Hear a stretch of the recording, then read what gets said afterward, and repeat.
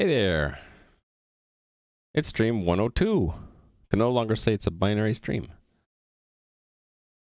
I'm going to work today a little bit, or maybe more than a little bit, on server reconfiguration work. So I'm getting close to finishing that up. We can actually add and remove servers from the cluster now. Problem is that in certain combinations it gets stuck, and also after we've run through once it doesn't replay very well. So there's that to work on, and then I need to do some refactoring. So there's some parts of the code that are really messy. I need to go back and clean them up. And if I have time after doing the reconfiguration work and the refactoring, I was going to address the log replay issues. So a lot of this has to do with the fact that I wrote the code using use cases where there was no previous state in the log. But of course, in the real world, in the real game, there's going to be a lot of state in the log, and every time a server joins a cluster, it has to reacquire, replay all of those log entries. So you can imagine a sequence where you do several reconfigurations. You might not need to replay all of them, or if you've already played them once, you might need to play them again. All entries in the log need to be idempotent, so... Well, that's not exactly true. It's kind of hard to explain. The log is a sequence of commands so that if you were to replay them, you should get the same result as if you were appending them from the start. So like instead of applying the new command as they're created, you can imagine you apply them all, stop, restart, and then go back to the beginning and play them again. You should get the same result. That's basically what we'd have to try to accomplish. So if you're just joining me, this page I'm looking at is in my notebook, which is public, and I'm working on the backend server for a multiplayer game. And page for that is up here. So it's not yet playable, but when it is, in a couple months, I guess, maybe more optimistically a month, there won't be any content yet, but it will be a multiplayer game with a retro 2D pixel art style, kind of like the old Ultima games, which I grew up with, only multiplayer, and I'm going to be trying to add a lot of stuff you can do in the game. Because it's multiplayer, I have to do a lot of work to set up the server, so the architecture kind of looks like this. It'll be a web-based game, so your client will be in a browser. It'll connect to my servers through a WebSocket. There will be multiple servers to achieve what's called fault tolerance. So every server has a copy of the game, and they talk to each other also through WebSockets to replicate state changes.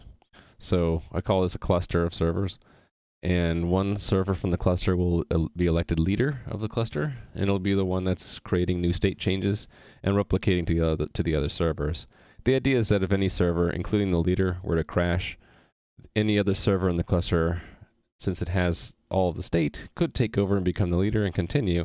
And then the worst that clients might have to deal with is just reconnecting to a different server in the cluster.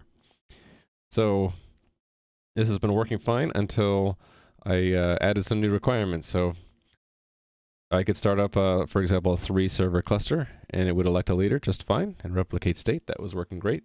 And then I'm like, what if I want to add or remove a server? Especially if I want to upgrade the code live without taking the game down. There's another little server behind them called the orchestrator, which is starting and stopping servers. So we have the ability to add a 4th server here and start it. But to get it to fit into the cluster is called a configuration change or reconfiguration, and that's a little bit of a complicated process.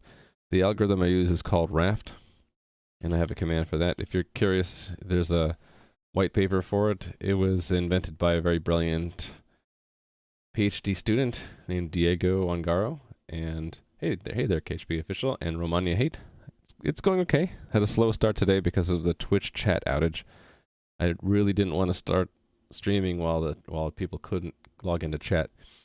But anyway, the raft consensus algorithm has like a 2-steps process for reconfiguration, and I had to add 2 more, one before and one after, to kind of coordinate between raft and the rest of my game. So they destroyed Twitch.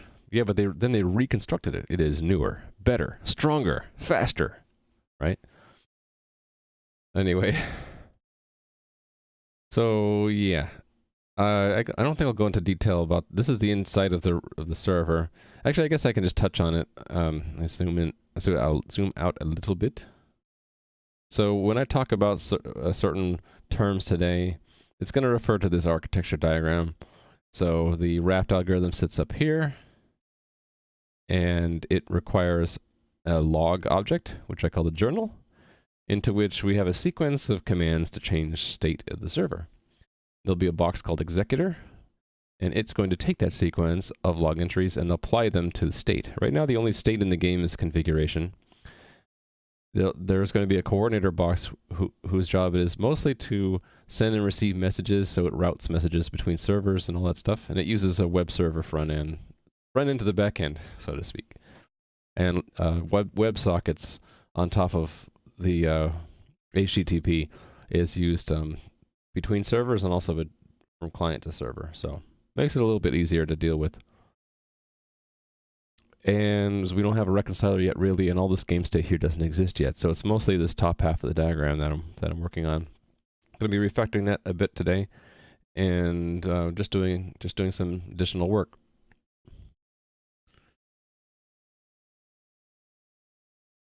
Yeah, how can Amazon destroy themselves if they are Twitch, right? Or is Amazon the multi-headed Hydra, and Twitch is one of its heads? You chop it off, and then it regrows, right? I think that's what we saw this morning with chat. You know, my guess is that they were either DDoS'd or they had some bad servers in the mix in their chat that were slowing everything down. Above Seagull sent that link to Twitch status.com, and that was really insightful. You could see that there was just a lot of lag in the chat servers. And I think the lag was just causing a lot of clients. And yeah, I guess it was clients to fail to connect. I have no idea if that's what it was, but that's what I'm guessing. Okay, so the work today I'm going to do. Hold on, you got a question. Knowledge is minimal. Since I use WebSocket, you communicate from server to server. I use WS for between servers because this is a private subnet within the cloud, so there's no access to the internet from here. So I don't bother using TLS, so it's just WS. But between server and client, yes, I use WSS, which is just WS over TLS, you know, a secure socket connection. Yeah, so here's WSS and here it's WS. So the only difference is really like what I had like a page for this. No, that's not it. Maybe it was in the log when I was doing TLS. Let me find it real quick. When did I do TLS?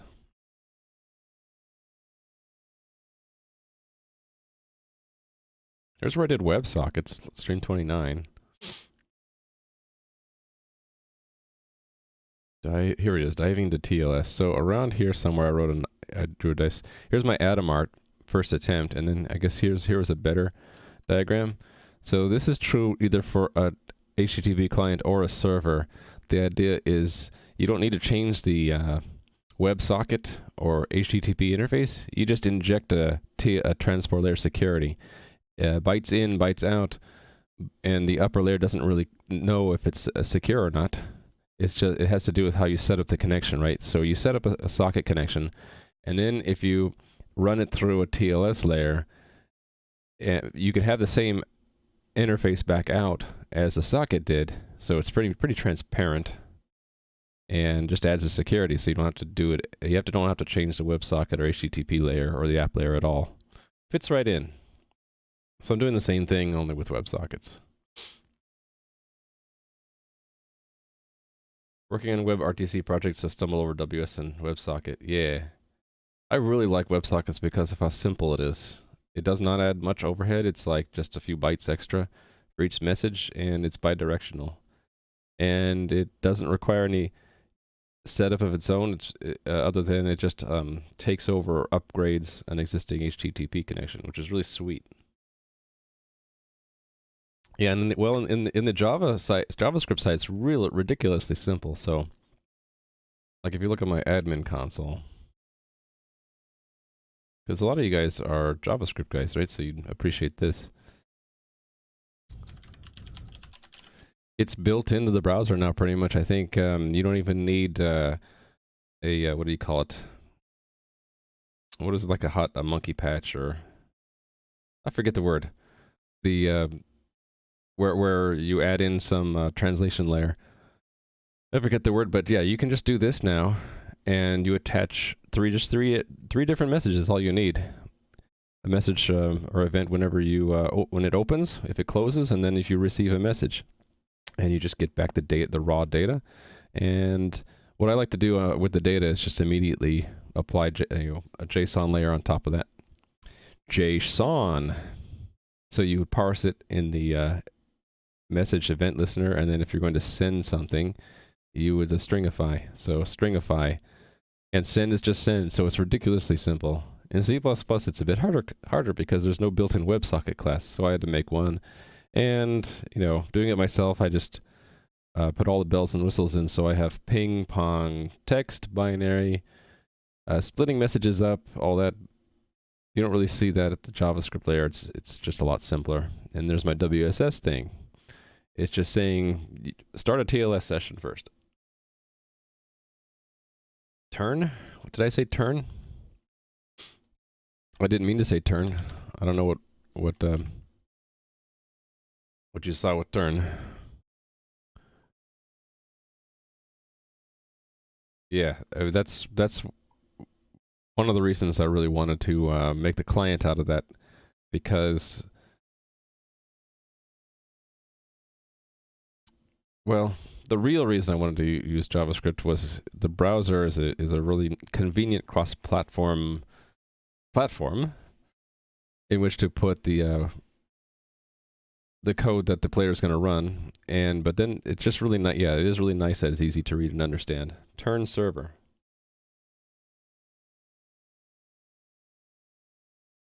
I don't know what a turn server is. Should I know this?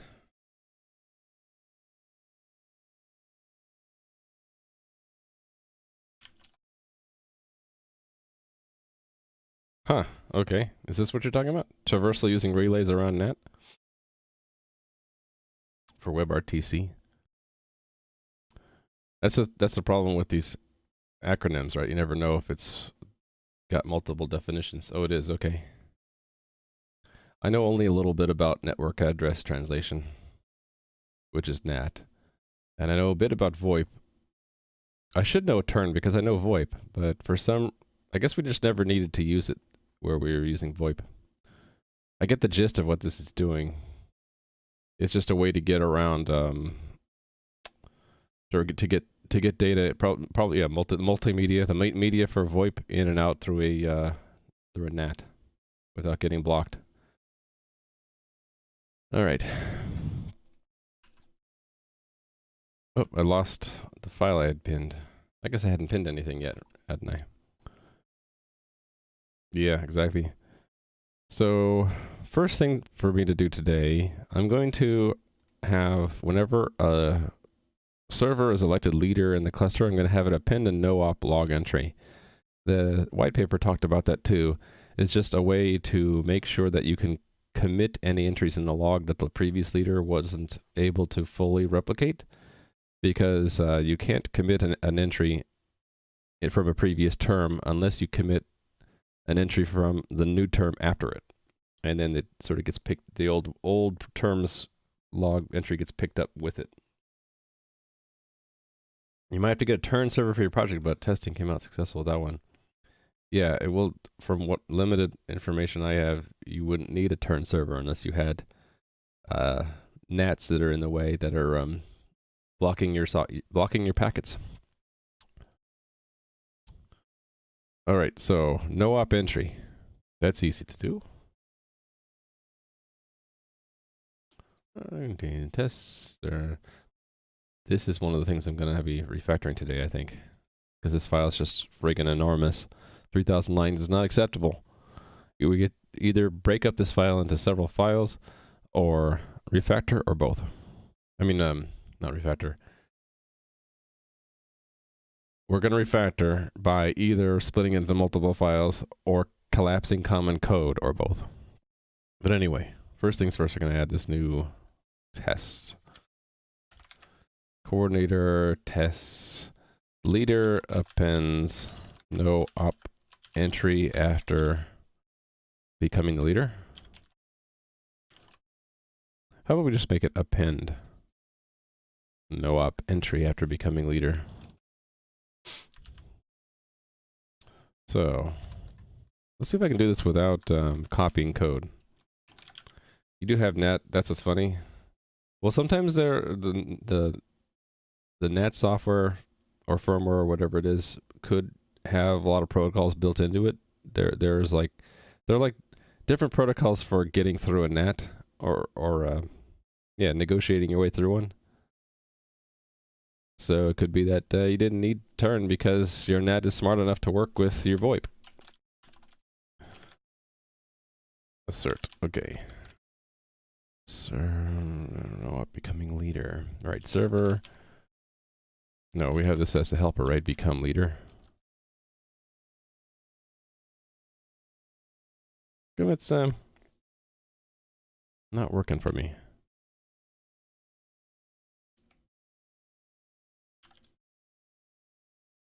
Oh, I'm getting confused between this and Raft. I do not have a helper yet for this. Well, this one's very similar. Maybe just copy this. I was going to do it without copying, but I think I've already given up. Copy. Paste. So mobilize server. Let's start using different numbers. Add connection. I don't need an orchestrator connection, do I? Don't need a connection. It has to become leader in term 1. I believe this is not necessary. It was just a copy paste from somewhere else. I think all we need to do is make sure that the mock journal has a new entry in it. So assert equal 1 mock journal entries 1, and then expect true that mock journal entries, the first one, command equals null. So that's a no op command. And then let's check the term as well. It should also be 1. So there we go. That's optimally what we want from a unit test. We arrange the server to be running. We tell it that it is the leader now. It should append a no op entry. Cool.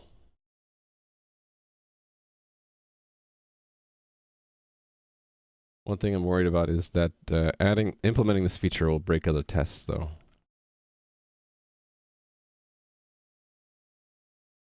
There it is. So it does not yet. That is correct. It does not. Let's make it so.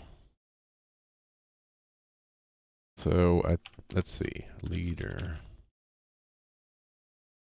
Announce leadership? No, that's not quite right.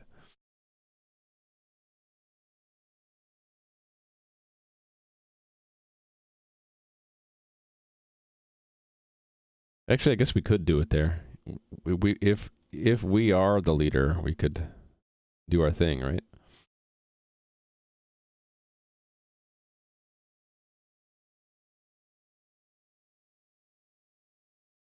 Let me refactor this first to make it look like these.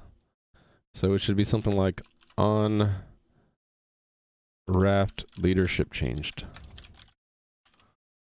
And we'll just pass through those 2 parameters.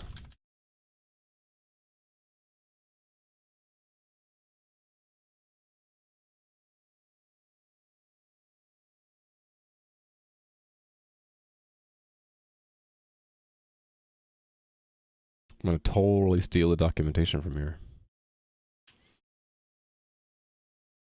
And the parameters as well. Hey there, bug found. How are you doing?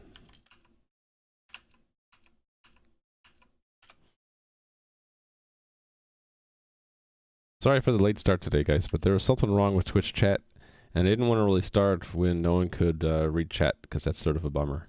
I'm not as good as, like, Adam, for example, at just streaming through that kind of thing and then just waiting it out. For me, it was like, this is going to be a no-start, abort type of situation. But good thing, but fortunately, they fixed it.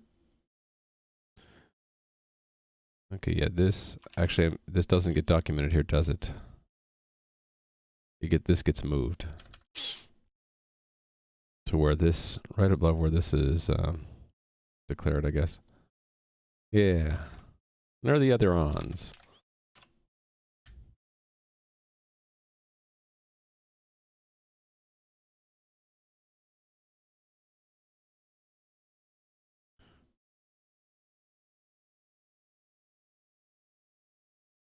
What are we going to say this?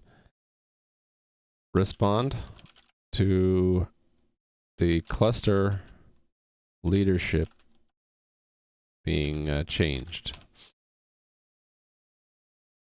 That's exactly what I want to say, and then I can get to remove this. All right. You're on 59. Whoops, I didn't mean to do that. What was 59 about? Twitch messaging interface. Yeah, yeah.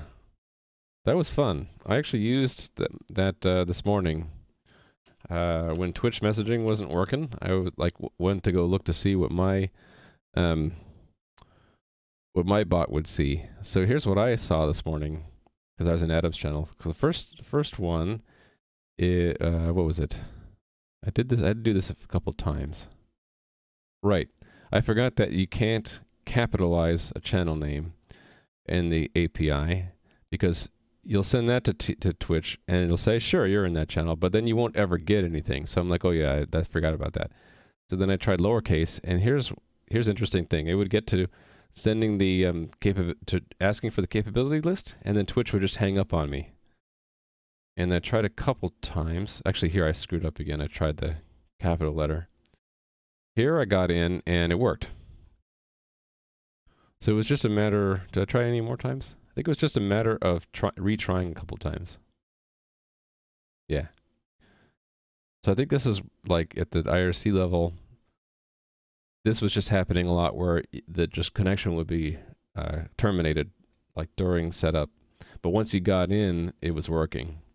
So yeah, that stream 59 was all about making the library behind this thing, which was really convenient for me this morning, because I could see what was going on, and when I got in, I could actually see chat for a while. Even though it's not a really pretty display, it's a pretty raw display. I find this stuff fascinating to see, like, what kinds of bits of information are in the raw interface. And yeah, for example, like there's a unique ID for every single message, which is kind of cool. But anyway, it was kind of fun to make that interface. Was it a certificate issue? I wasn't even using TLS. This is just using the. It doesn't say it, does it? It's just using the non-TLS IRC Twitch one, and not even using a real account. It's using. If you send a Nick Justin fan and then a number, it's anonymous chat. You can't send anything, but you can read everything. Tip of the day about Twitch chat API.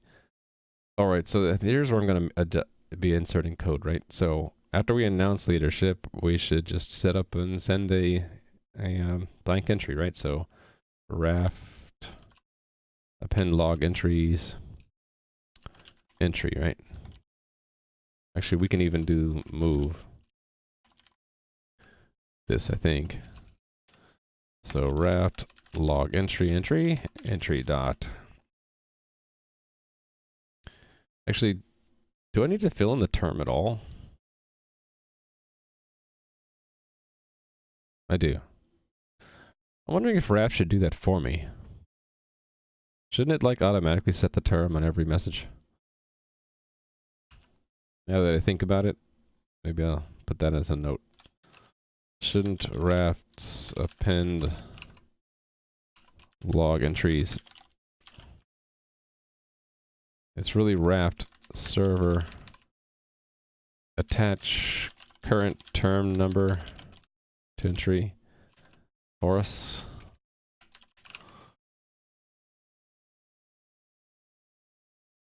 Anyway, let's do it now because we have to. So that's cluster term. Oh, and we only want to do this if we're leader, right? So if cluster leader ID equals instance ID, that's our instance ID, then we do that. All right. So this might make that one test I just made pass, but it might crash, might fail a bunch of other tests that weren't expecting to see that log entry appended. So yeah, it passes the new test, but let's see how many old tests it breaks. 4 there. So it broke 4. Leader announces configuration change to all orchestrators and Raft once it's committed. Applies finish once Raft commits single config. Leader applies start reconfiguration upon admin request and log index set when start reconfiguration is applied. I guess it doesn't really matter which I look at first.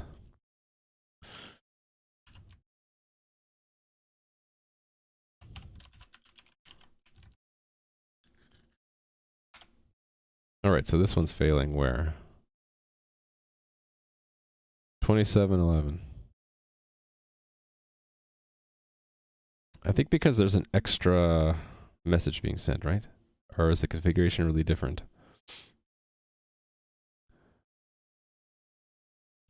Yeah, there's a lot of things in the configuration now. It's kind of hard to eyeball it and see what's different.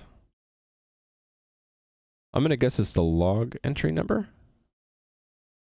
Because I added that a little bit ago. Where did I put that?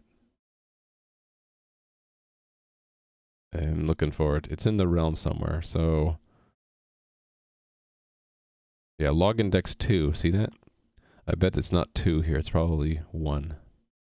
Yeah, look at that. It's 1. So it's just unexpectedly different log index. So, I wonder if we could just narrow it down, because we only really care about that part of the configuration. No, we can't, because it's going to send everything to it. Hey there, Rally Monkey. How's it going?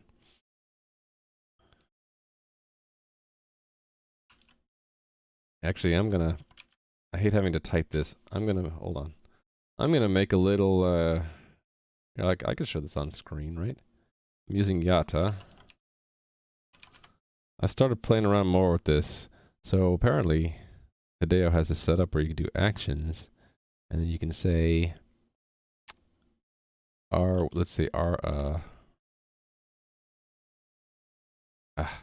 have to actually have it ready. Hold on, let me do this.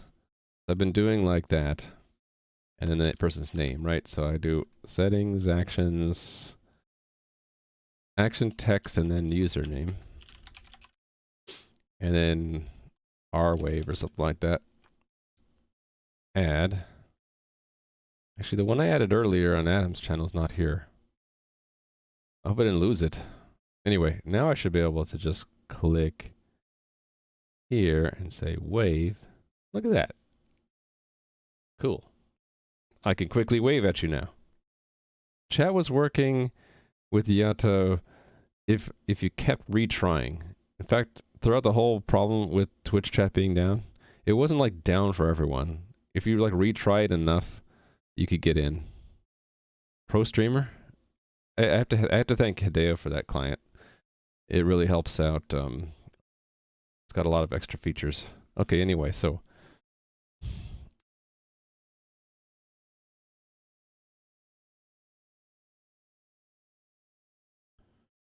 the configuration has the wrong log index in it.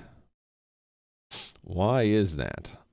Oh, probably because it says here. So we could just say it's 2 because now we'll expect there to be an extra one. Actually, what if I can actually get the current one, right? So I can go to the mock journal, entries size, +1, right? Because it's going to be the next one. So let's see if that fixes that test. That'll be more resilient if there's like extra log entries in there. No? Not quite. Let's see what it is when I run this. So what is mock journal? Entries. 2. 2, 2, 2. What are those 2 entries? It's a no op command, and then what is this one? Term 1? Right. Oh, start reconfiguration. So it's not +1? Why not?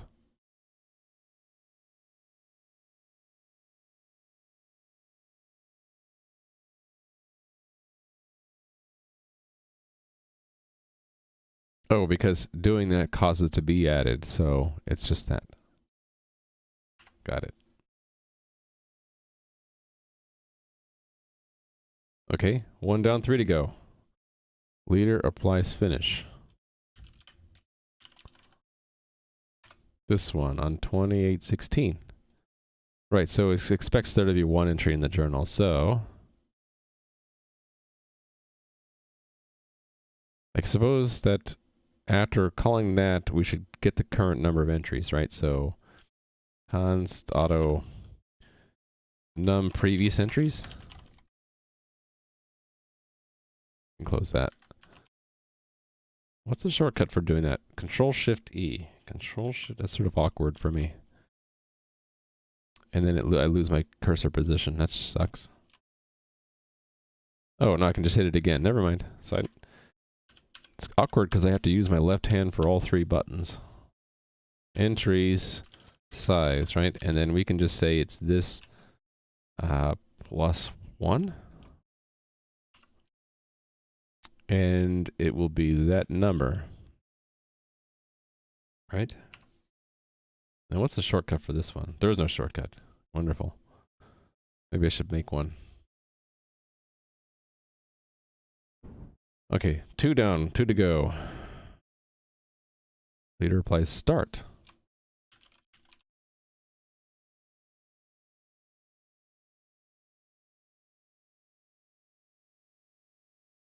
Hold on, what was there? 2643. Right, it's just, again, the number of entries it's expected to have is too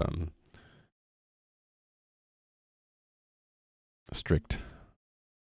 So I'm going to just do the same scheme here. So we get the number before, then we do the thing, and then we expect that plus, actually here I can put this, right? +1. And then it should be this +1. And that should be that.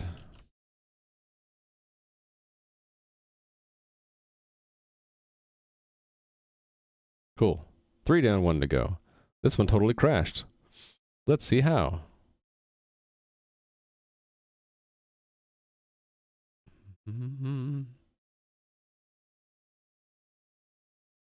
Configuration screwed up.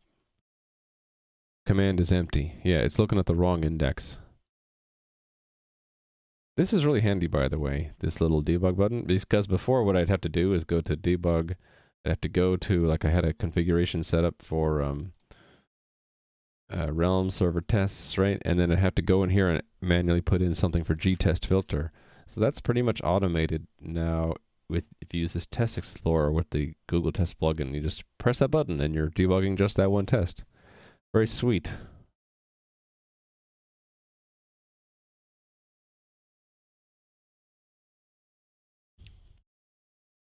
So yeah, again, after we do that, we should cache the number of messages we have.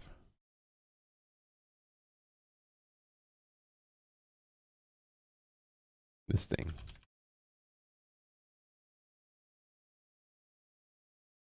Right here. Well, I can do right here.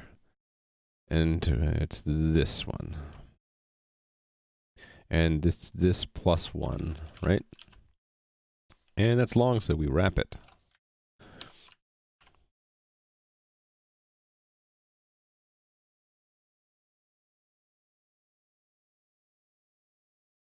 It is a plugin, actually. So it's on my list there. It's called Test Explorer UI.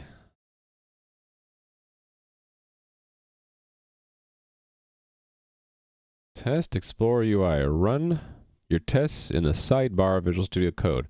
But that wasn't the only one I needed. I also needed Catch 2 and Google Test Explorer. I don't do the Catch 2 part, but I do the Google Test part. So the combination of those two made it work. And I don't remember which viewer. I should remember this. Was it bug found? I have a feeling it was bug found. Someone was using this and they didn't even say they were using it. They just showed me a screenshot that had this window. And I'm like, oh, what is that window?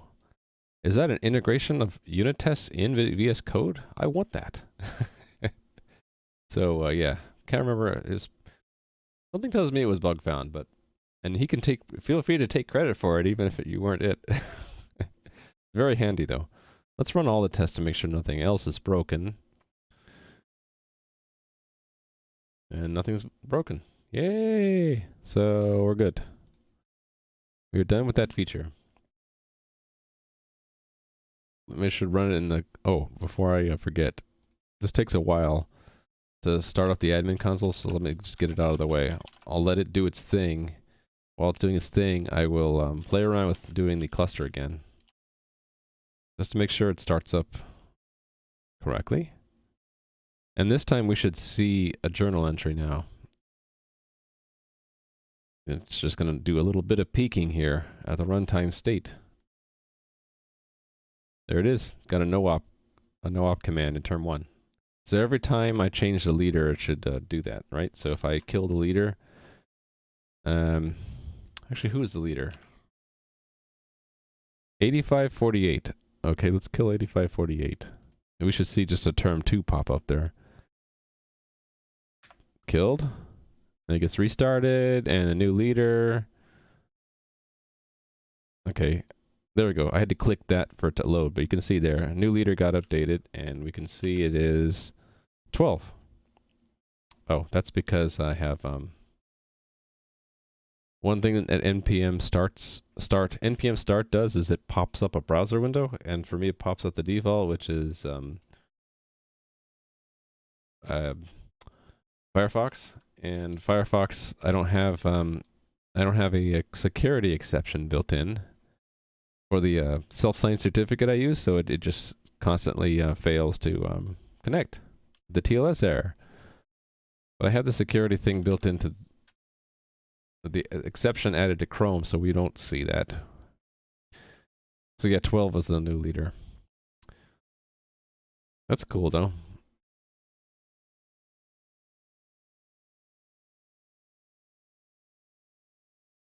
All right, so let's check that in.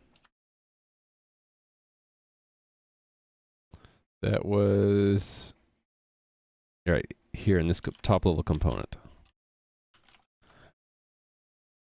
Oh, it's starting to rain here. It hardly ever rains, except for like this from like December through February, and then we get like rain in the summer a little bit too. But except for those brief months, we hardly get any rain here.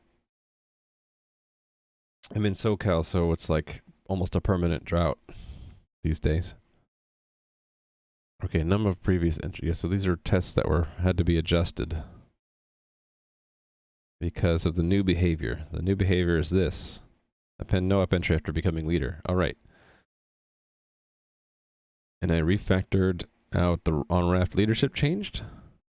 Did I actually call that correctly? I did. Look at that. And now that's the additional thing we do. All right, cool. Let's stage and commit that. Flash flood warning, really? Wow. Coordinator. Append no-op log entry on New leader. This is going to be too long. Let me make this the next line. Append no up log entry when assuming leadership. And the short version will be no up log entry on new leader. How about new leader? No up log entry. Good enough. All right, next thing on the list. When the orchestrator connects or the server becomes leader, it should send the orchestrators a joint configuration message if the configuration change is pending. Okay. Actually, this was only one half of it, right?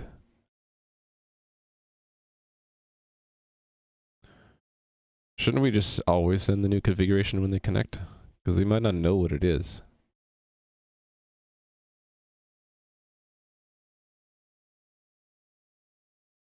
Yeah, I think, let's say it's either joint configuration or single configuration message.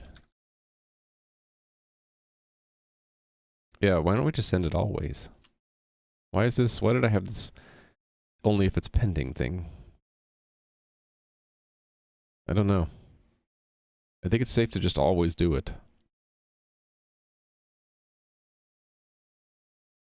Hold on, I don't want to just, I don't want to delete that because I don't have version control set up in OneNote. Probably look into doing that. Look into enabling version control in OneNote. Either that or I should move some of this stuff to Git. Used to... I had an old clause here. Probably no longer correct.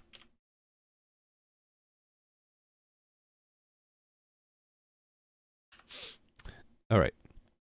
So we should, on two different conditions, either orchestrator connects or we become the leader, we want to send the orchestrators joint or single configuration. So that, I think, if I remember right, that addresses one of the to-dos I had in this.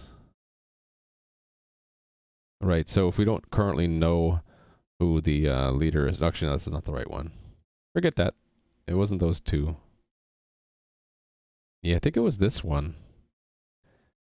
Right now, whenever the configuration changes, we tell the orchestrator about it. How come we don't set the joint one? Oh, because that was done down here somewhere, right? This one? No. At some point, we set the joint configuration.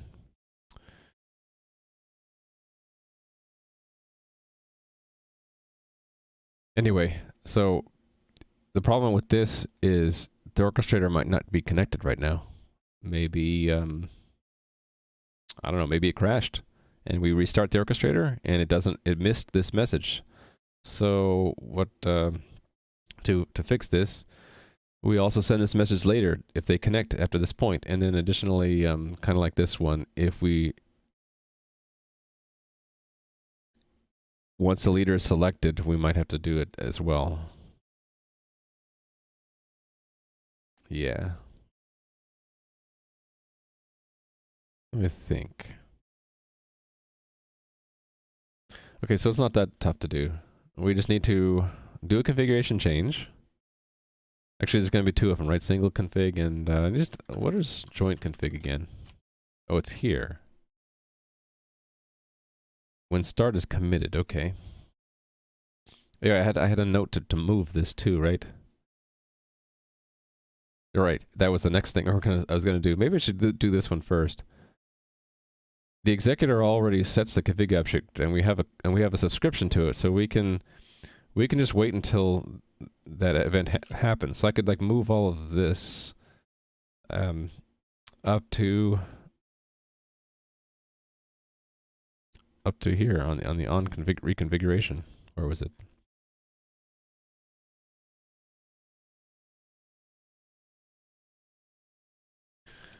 On configuration changed. I could move it here. Yeah, maybe I'll do that first. So I'm going to grab this and we're going to do that first. That is just refactoring. I don't need to change any tests. I just need to move the code and make sure the tests still pass. The tests actually might be a little sensitive because they kind of break the rules through the mocks, but we'll see. So the idea is on the on journal chain commit, we're going to eventually remove this method because the coordinator doesn't actually need to know when things are committed. It subscribes to the configuration directly, so we don't need to know this. I mean, we don't need to know that this happened. We can just look at the configuration when it changes. So I'll leave the diagnostic message in there, but what I will do is remove this part. Excuse me. A little sneezy there. Okay. On configuration change, right? So it is...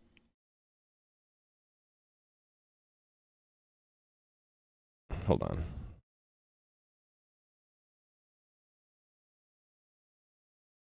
What was this again? Send joint configuration if... Right, so... It's the else clause of this. Joint configuration, right? So we don't need to... No, we still do this, right? No. This is to get the configuration out. We don't need to do that anymore. We will get the cached next configuration. That's right. And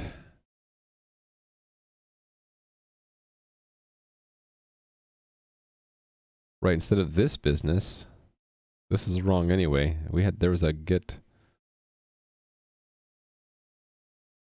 Isn't there like a get servers configuration? Server, oh, that's for our server.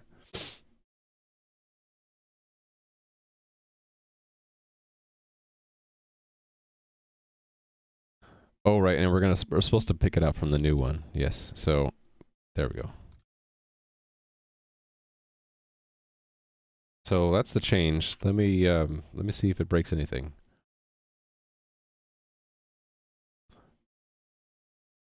Run. Change from blue to... it's red. Dang it. We only failed one test. What test was that? Leader announces configuration change one start... Yeah, okay, I think it's because the test is cheating. If I remember right. Leader announces...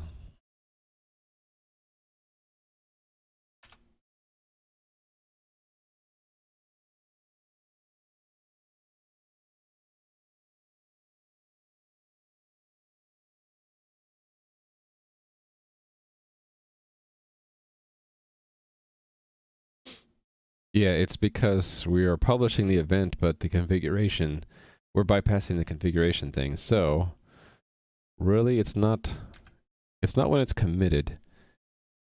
It's once next configuration is set.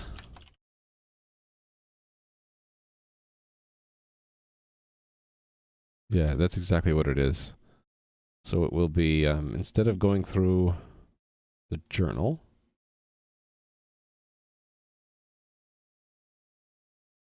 well, we'll still put it in the journal.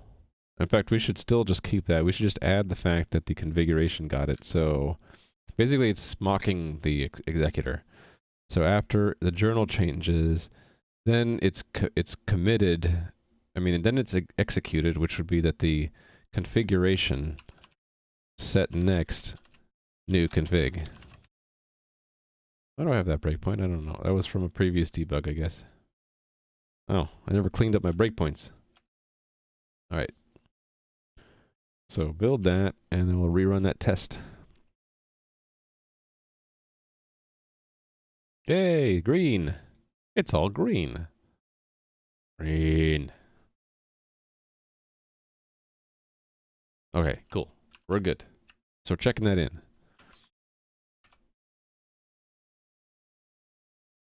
This is essentially refactoring. No, it's a slight behavior change. We moved when we announced configuration changes. We moved it two things happened. We just had it moved from one to the other. Instead of when, so start reconfiguration is committed and the new next configuration is set. Those both happened, but it was better to do it at that point because it's more consistent with the code around it. Right, I removed it from there, and here I added it so it sort of matches finish. Right, that's finish, this is begin. So yeah.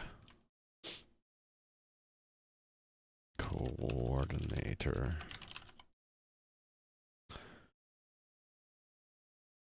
Change when config next config announced.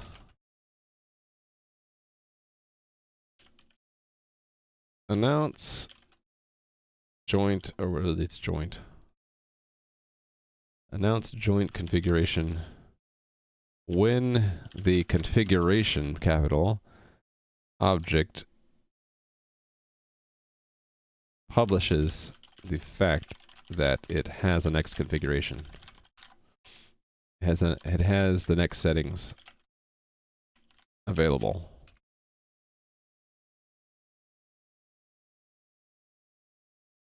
Rather than when the journal publishes the fact that start reconfiguration command was committed. More appropriate there. They both happen, but that one's the more appropriate trigger. All right, so that out of the way, right? On to this one. So right, it's that same to-do got moved, right? No, it didn't get moved. It just left it where it was. So we should do both. When an orchestrator connects and when we become leader, we should be doing both. So means I ought to just refactor this, right? This becomes a method we call from two different places. So what do we call it? Announce configuration. Announce current configuration, maybe? Or announce configuration.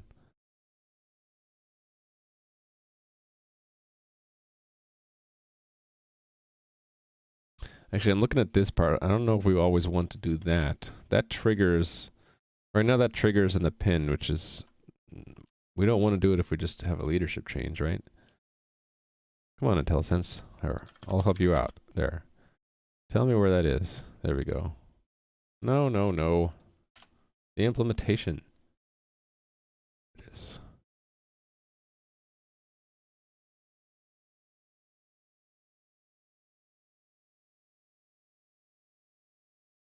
Yeah, it's going to end up going all the way down here and doing that, which I don't want. That's the subject of this replay issue. Whoops. Replay issue is that there are a couple places where we append commands that might already be in the log. And we have to be careful about that. It's probably not appropriate to just blindly append an entry, because this entry might already be in the log. And so appending it again, it's unnecessary. So actually, I think I'll live with it for now. I'll fix it when I get to that, if I have time or tomorrow work. So, that being said, that means I'll continue the refactoring.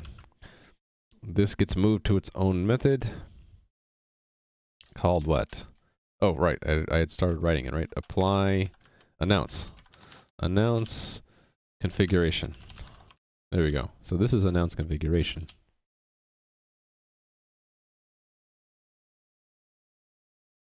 Let's put it with the other announces. Announce leadership, right? So here's a new one. Announce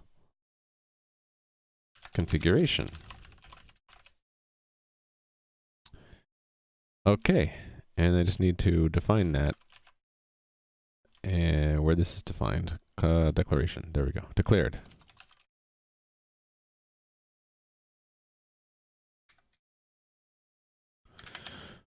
All right. We're changing all the new ones I write into imperative tense because it just is shorter. Announce to everyone concerned what the current next configuration settings are. All right, so that should clear this up. And then I'm calling that from the correct place down here, right? And now that's done with that refactoring. Then I can add the new test case. So just make sure it didn't break, check it in, call it refactoring, move on. Didn't break, all right. So this is a simple refactoring of extracting a method. Extract method announce configuration, right? Coordinator. Extract method announce configuration. Commit that. Push that.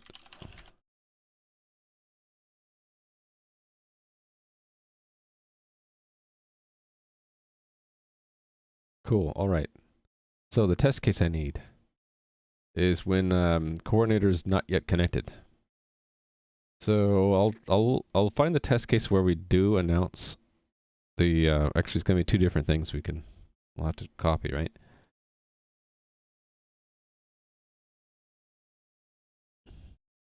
Announce leadership change? No, not that one. Well, when it happens, we send this, so I can look for that, right?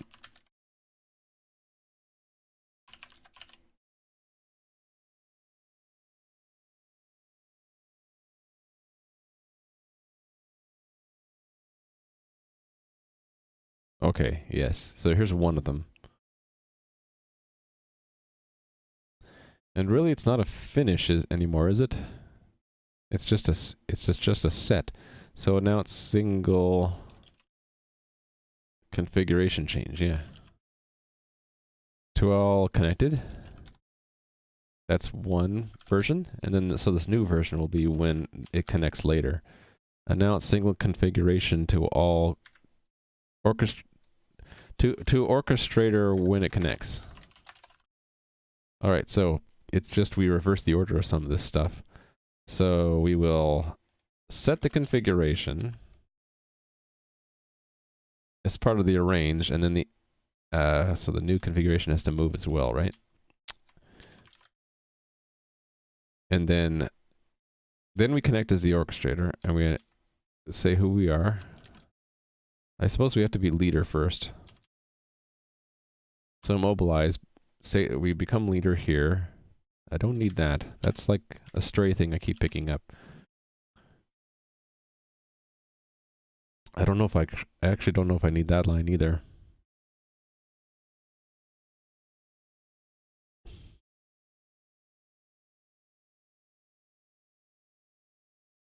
I don't think I need that because this is going to call back immediately. There we go. Simpler the better. Then the orchestrator connects, so we should expect that we get a message. What messages will we get? Right now we get 3 different messages, right? This is sort of hokey. We have to know that there are 3 messages and that the third one is this, is that. It would be better to just wait for some and then just look for it, right?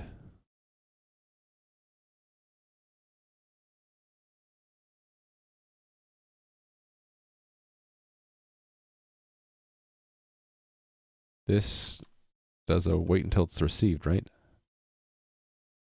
Yeah, it does. I think we don't need to say how many we're going to wait for. Instead of waiting, I think they're just sent immediately, right? So we just ask it to wait. So orc dot delegate con, what is it? It's not the con, it's not the delegate context, it's a con client wait for one loop. So it'll pick up any responses at that point, and then we should just be able to loop through these. So what is that? Right, so we can say const auto messages received equals that.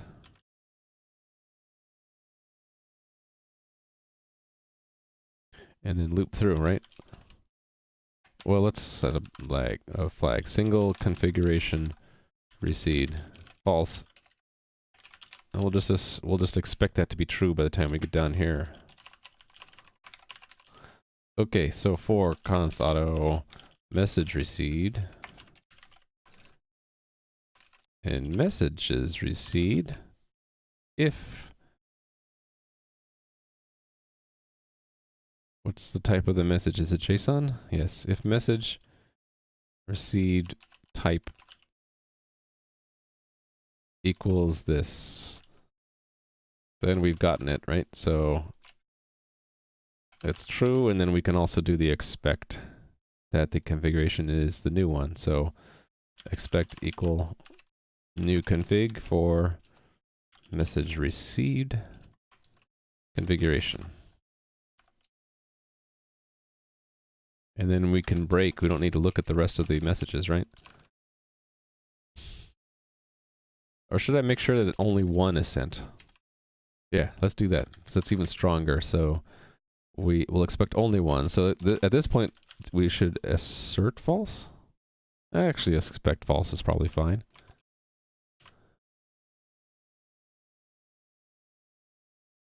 So that if we get a second one, we'll fail the test as well. Should only get one.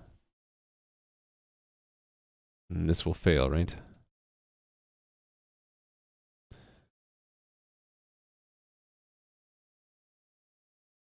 Run them all. Run them all. Do it live.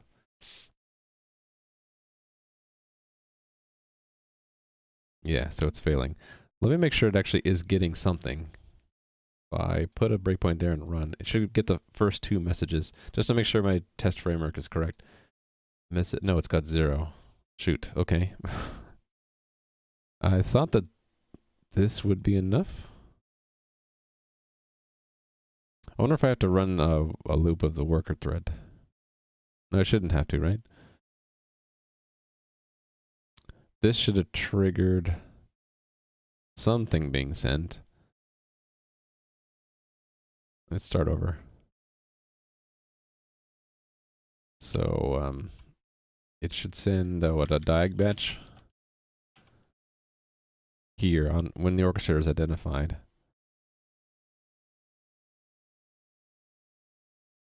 So where...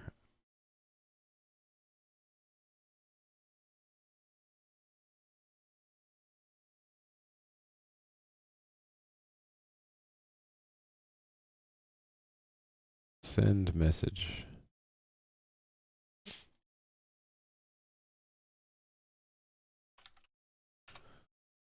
Send text.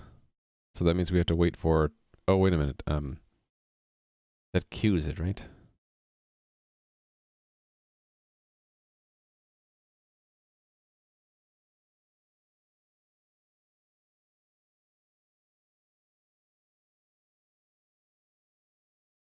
Maybe I'm supposed to wait on the server. I always get these this backwards.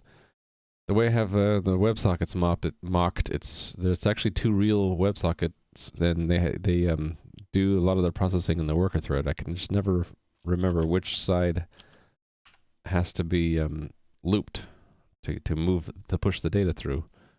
It might have been that one.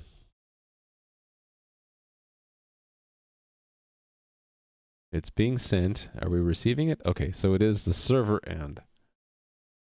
Okay. Server end that pushes it to our client end, right? Oh, hold on. Add connection adds it from the... Yeah, okay.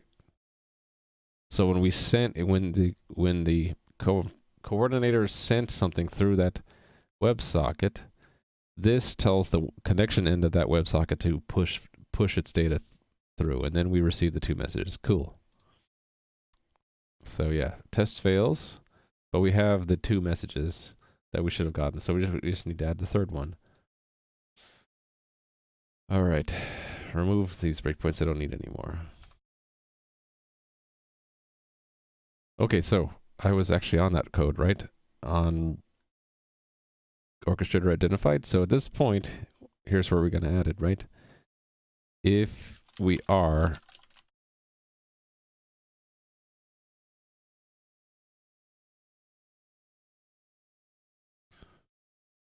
Actually, one question I have is why are we going through this engine thing?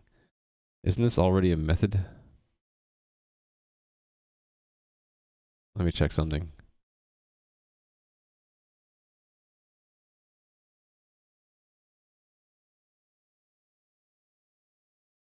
Yeah, why can't I just use this? Why am I doing context engine? That's unnecessary. All that is unnecessary. Right? Yeah, it's already this. So again, here all this is unnecessary as well. Cool, I get to delete a bunch of dead code. Look at all that dead code I can get rid of. Delete it all. It'll still work. Let me look for all the context engine. This I need though because it's in the anonymous namespace. I need that one.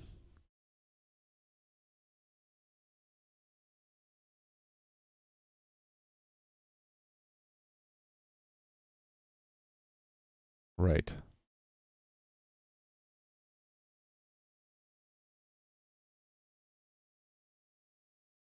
I could fix this by moving all these free functions into the coordinator engine. Have the extra pointer in direction caused by. It's not really been an issue for me. Yeah, I see your post. Is chat having a problem, or did you accidentally post that twice?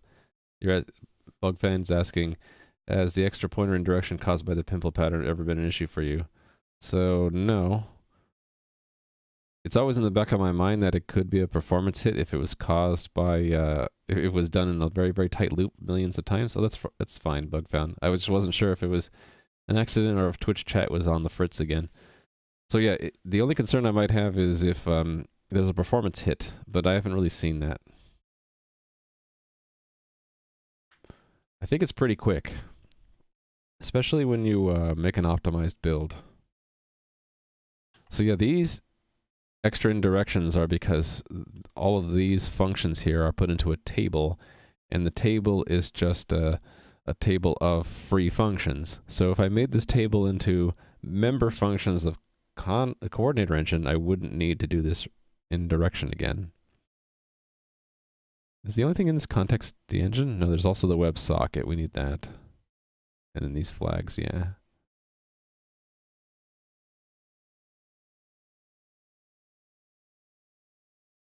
Yeah, we need that stuff.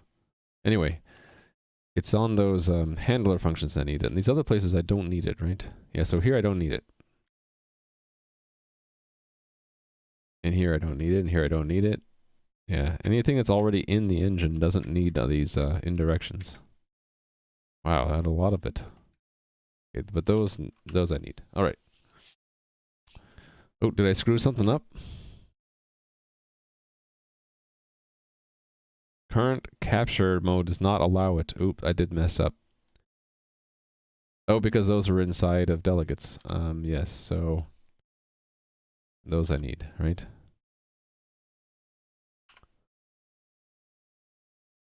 Because in a sense, lambda functions are always free functions, so there's no this.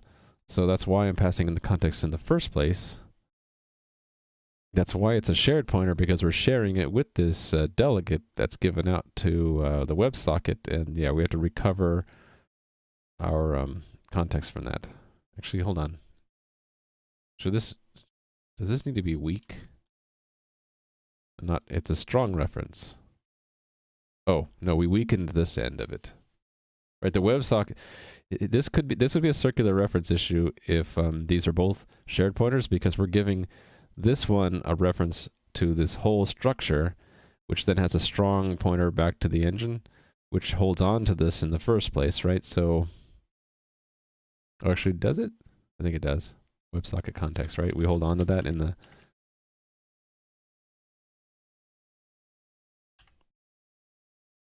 Maybe we don't. Where is that held on to?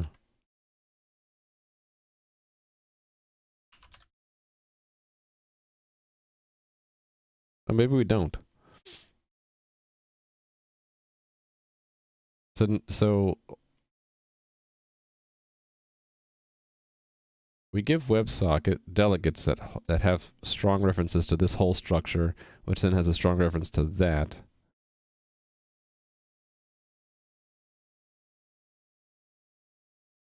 So this has to be weak, otherwise it would have a strong reference to itself indirectly. This could be strong though, because this engine doesn't hold any WebSocket context directly, or WebSockets, right? Actually, what does it hold? It's good to review this from time to time. What do we hold about connections that are connected? If it's unidentified, we hold the WebSocket here sort of hostage for a while. Okay, we hold it. There's an instance record. Oh, here we go. So we do have a strong pointer to the WebSocket, but not to the context we handed out. So we're sharing the WebSocket. Actually, we own the WebSocket, really. It's shared pointer because we give a weak pointer to the context object. This calls for a diagram, doesn't it? This is complicated enough that I should probably have a diagram. Where's the header? Oh, here it is. There's like 3 classes here, right? That have weird interactions with each other. There's the engine, there's the context structure, and then there's a WebSocket.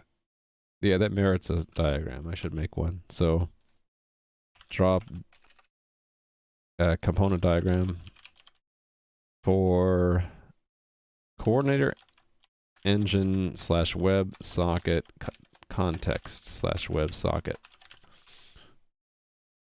Yeah, I'll draw that up. That'll keep my mind straight. And if someone asks me, what's the relationship between these objects, I can point to the diagram, right? All right. I'm pretty sure I don't have a circular reference, though, because I have... This breaks it, having that being a weak pointer. And we recover the strong pointer here when we need to. All right, so... Let's go back to the last edit. Right, so I had just refactored, right? So that built, we run all the tests. Oh no, I was still working on that test. I had refactored it in preparation for doing that change, right? Yeah. So on orchestrator identified, right? We're going to call announce configuration.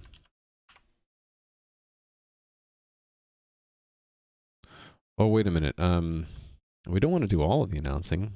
We don't want to do this part of it.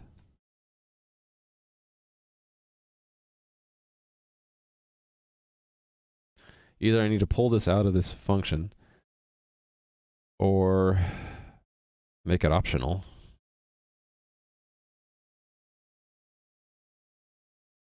Yeah, let's make 2 functions for the 2 parts. Announce configuration to Raft and announce configuration to orchestrators.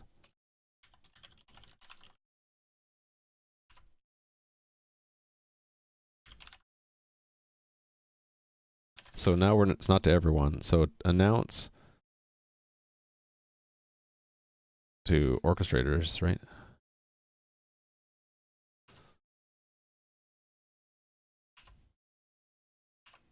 And to Raft.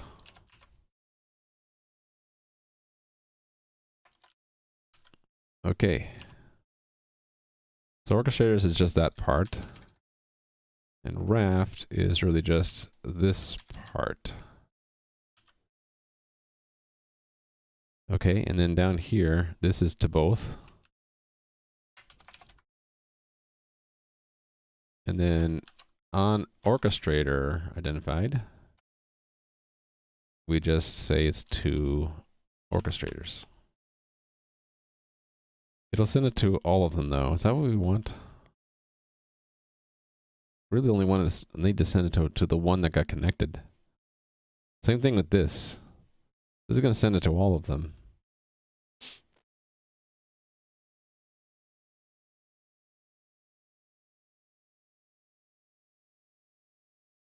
This will work, but it's a little unoptimal. Let me make a note. So we make announcements to all orchestrators, even when one connects.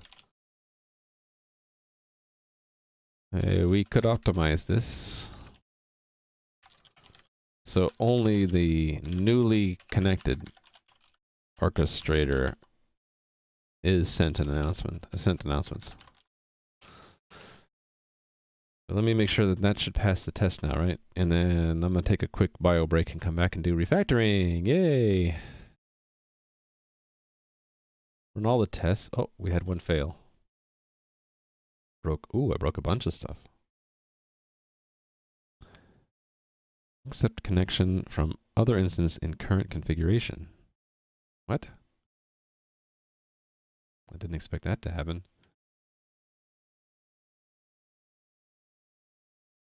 Ooh, I broke a bunch of stuff. Alright, I'm not sure exactly what I did. I really need to take a break though. I will be back in a minute or two.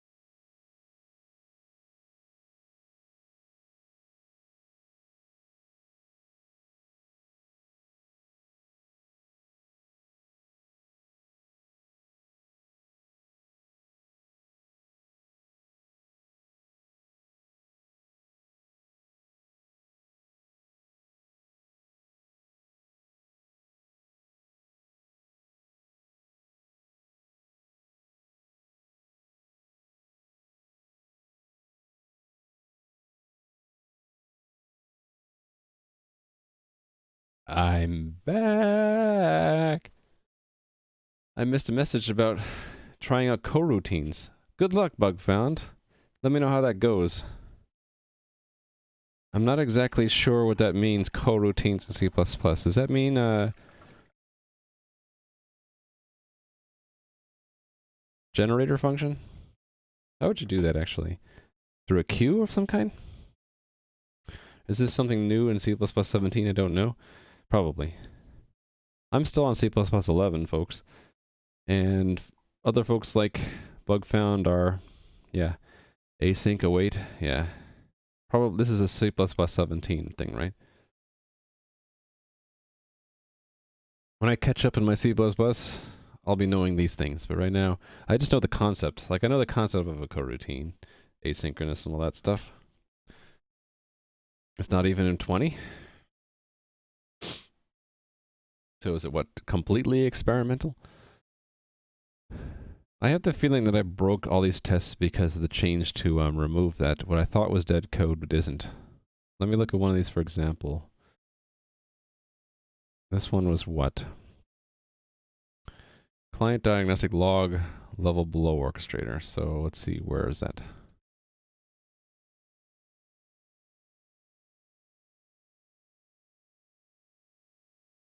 Okay, so here, for the text messages received We expected to get a batch that says it's empty, and then a message saying, Mom says call more often. What did we get? We got a configuration thing out. Oh. Actually, yeah. So we didn't break anything with the dead code. It was there's now an extra message that I didn't expect. Okay.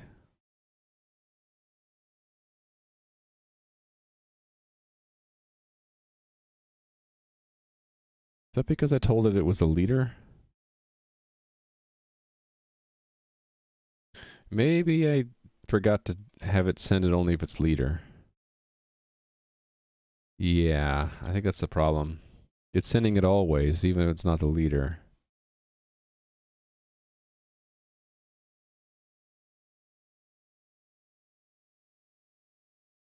This... Actually, didn't I have this... Did I screw this up? I thought this used to say only do this if it was a leader. Let's look at what get lens says. Ah, yeah, so Microsoft's playing around with experimental stuff. If it works well, the standard committee could add it to the language, right? Okay, what happened here?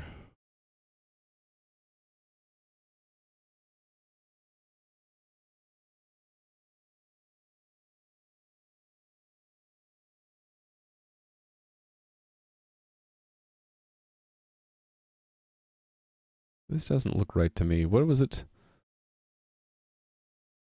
What's this less than a week ago mean? Right, so this is the previous change.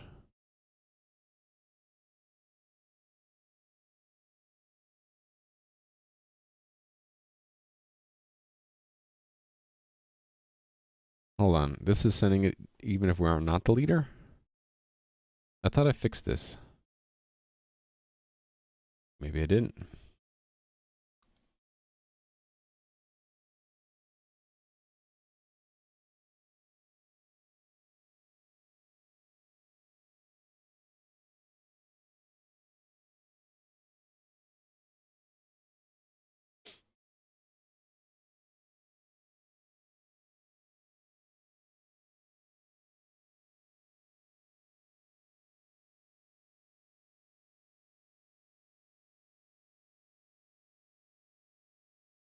Huh. I could have sworn I turned this, I had a check-in to only have the leader do this stuff. Maybe I didn't. I don't know. Getting old, folks. Not remembering everything.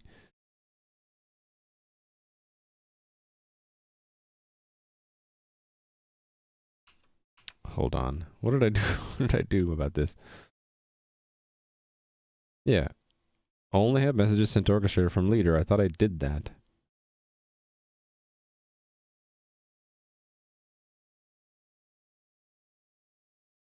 I did that today. I did this off stream over the weekend. Yeah, I sort of broke my rule over the weekend. I had this rule where I was only going to like do new code development on my game like on stream, but then I got bored. I didn't really want to play video games or something else, so I ended up doing work a little bit.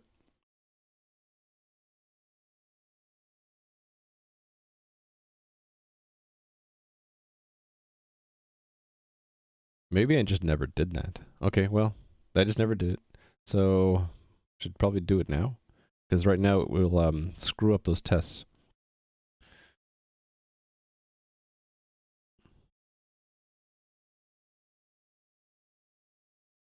Clear the client log at this point.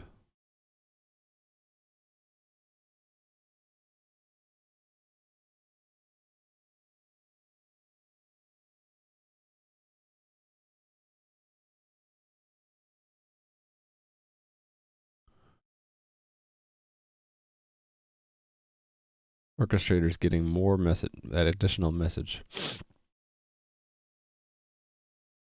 Yeah, okay. I know why. Because we connected. What's the... Okay, so I don't really, yeah, I don't really care if there's other messages. I just need to improve this one.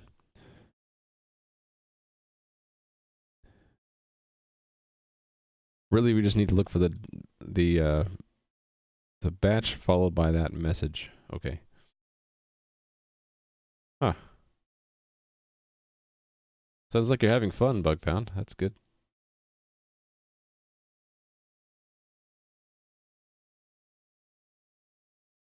This might be testing too much. Client diagnostic log level below orchestrator.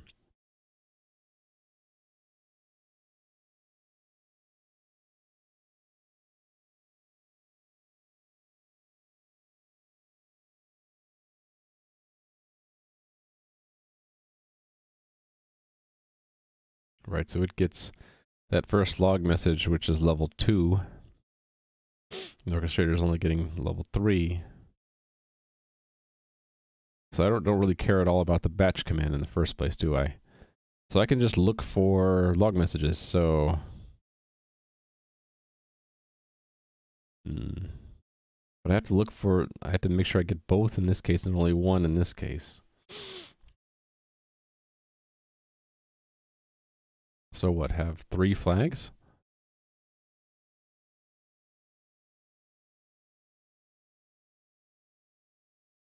Yeah, I really should improve that. Well, this is part of test refactoring, right? So just hack it for now. The hack would be to add in the config. The config is sent after the batch of diag messages, right? Here's the diag batch, and then the leadership, and then... Right, okay, so... Oh, wait a minute. We're only going to do this if we are the leader, right? So I can maybe improve this a little bit. If class... Oh, no, I wasn't going to do that now. Right, that's another piece of work. Don't try to confuse pieces of work. Use async await heavily in C#. Yeah. So yeah, you're that would be convenient, right? Because you're useful to that. You're used to that. What would you say? That style of programming, and you'd like to reuse it in C++. Yeah, I understand.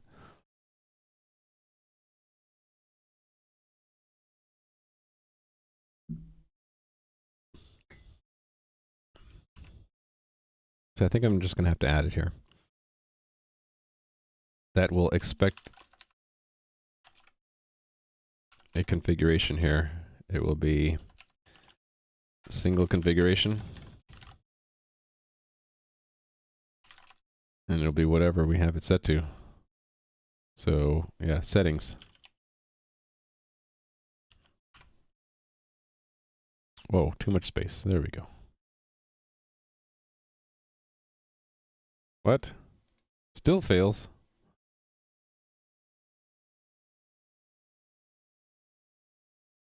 Oh, the order of the messages is different. It comes before that message. There we go. No, still wrong. Here's the configuration. And then the log message. What did we expect?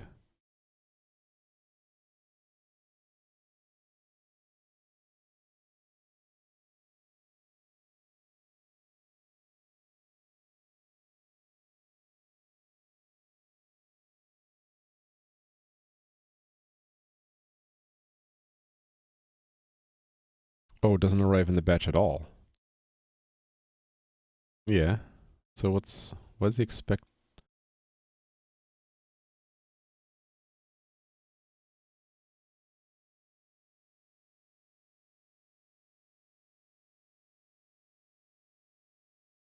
Oh, it was right before? Hold on.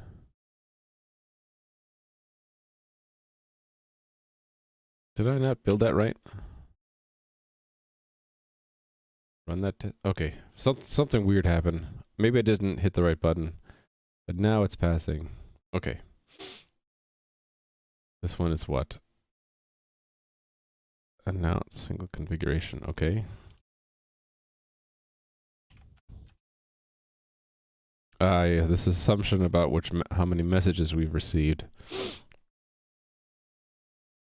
That we were going to expect 3 messages, now it's going to be 4. Shoot. Yeah, I need to really fix this. Let's hack it for now.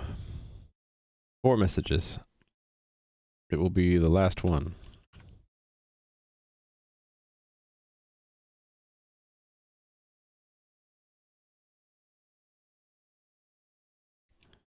$3,001. Yes, so good. I still had it in the clipboard. I don't have settings, but I can get configuration get.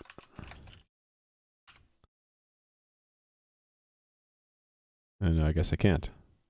Oh, get, not set.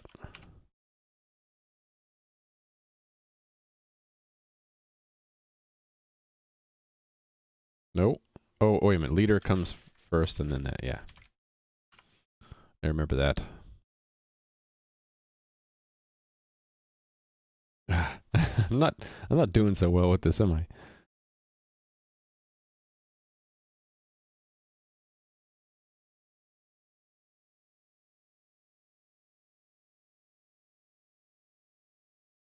It's just going to be really difficult to read. Is it because there's a log index in there?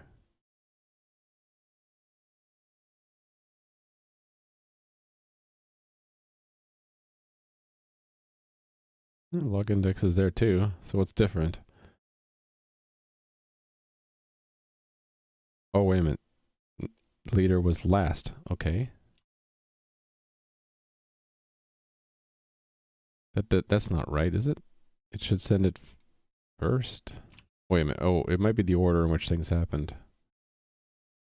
Yeah, it became leader last. Okay, never mind. So...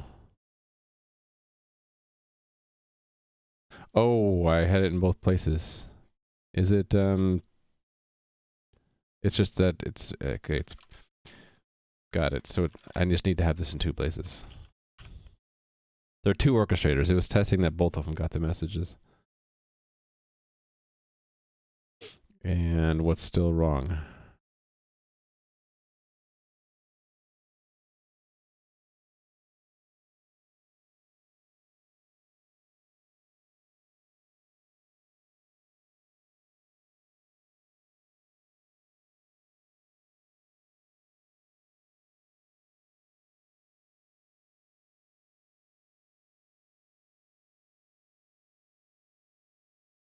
Oh, yeah.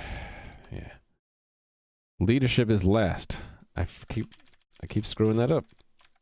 For this test, the leadership change was last. Yeah, it does definitely need me to refactor these.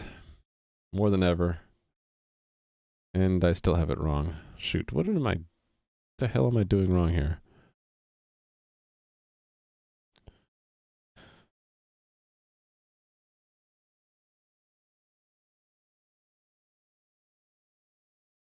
Yeah, what is this? What's the actual message here? Empty batch, followed by configuration. Wait a minute, it sent it twice? Oh, right, yeah. Oh, I got a little ping. My phone, I forgot to mute my phone.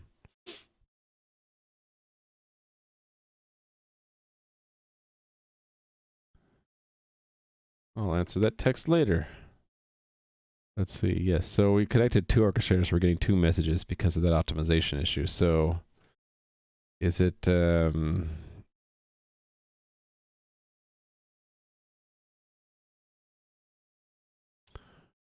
second one will get more, right?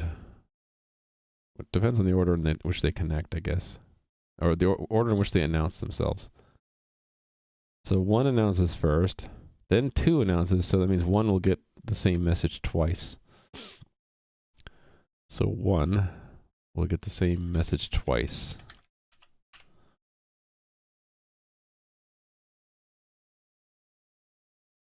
There we go. All right, next one. How many more do I have to fix? There's a bunch. Jesus. Oh well. Maybe I should have refactored first.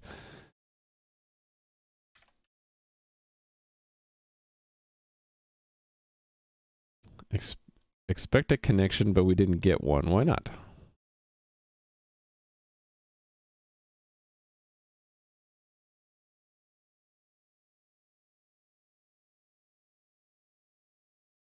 Oh, that's odd.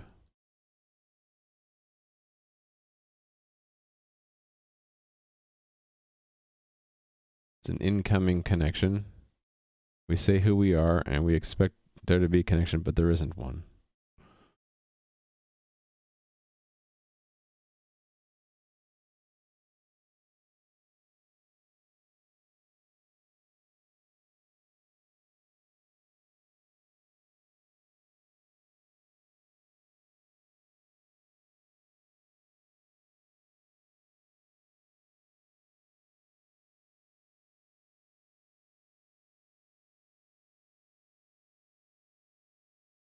Hmm.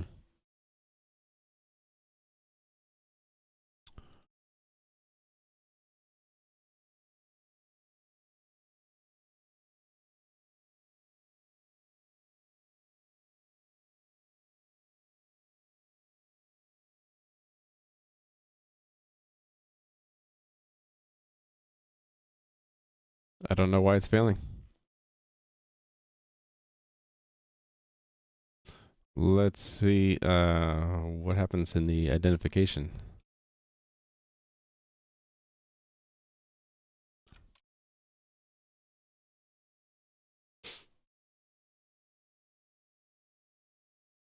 This one. Does this ever get called? It does.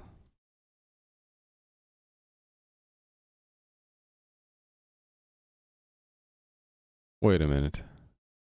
Oh, frig. I know what I did. One of these was in the context, right? And the other was passed in, so I should just rename that one. So, that's the thing. I should have gotten a warning about that.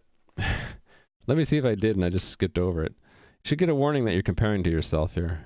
Nope. Maybe I should consider turning on all warnings. I would have caught that. So it's really other.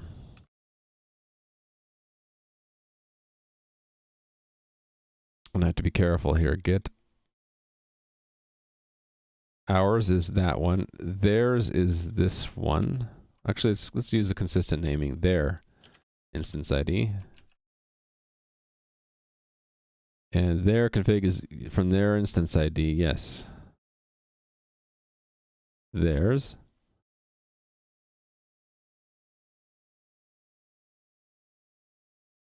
Theirs. Okay. I wonder if that's what made a lot of the tests fail. Let's rerun them all. Hopefully that fixes a lot of them. Because that wasn't... I didn't think that many should have broken. Okay, well, it looks a little bit better. I think it's the orchestrator-related ones are all broken because of the extra message getting in there. Anything that looks at the messages received at the orchestrator end, right?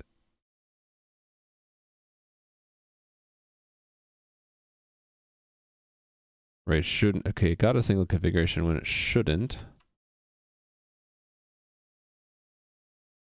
Oh, because when we connected, we got it, so we need to clear it here.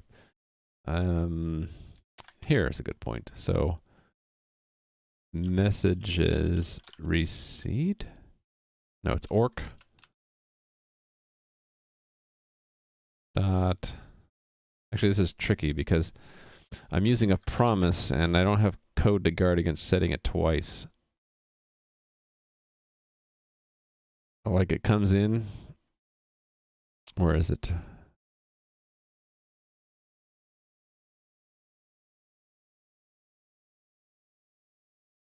Okay, we won't see it here, but there's a...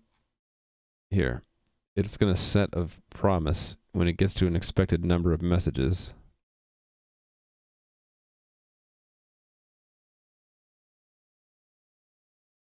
The default is 1, I think. So I can't just clear the messages out.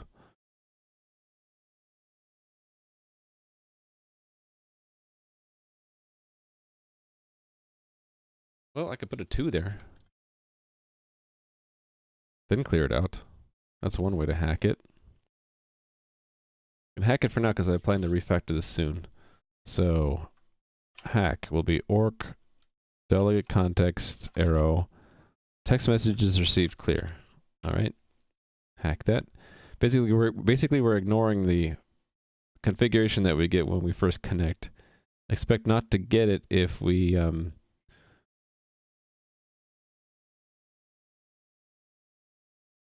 when we set the next. It shouldn't set a single config. It should be getting a joint. Still, huh?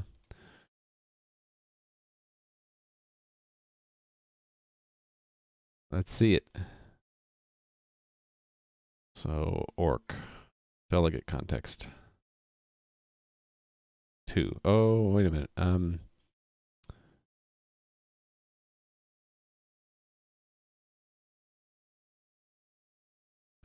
We have to actually let it be received and then clear it, right? So we can't just clear it. We got to do con server? No, con client. Wait.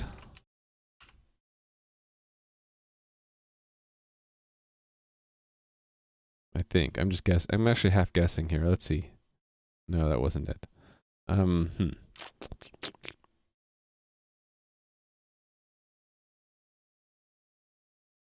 Actually don't know why I have this line at all.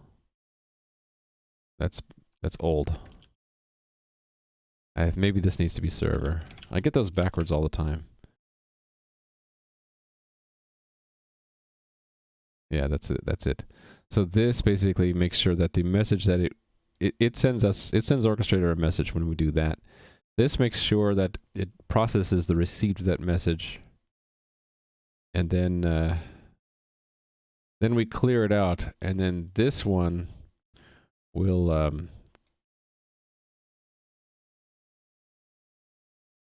hopefully. Actually, wait a minute. Why am I doing that? Is this wrong?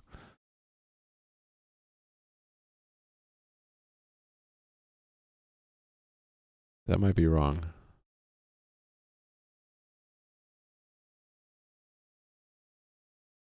Hold on, let me check.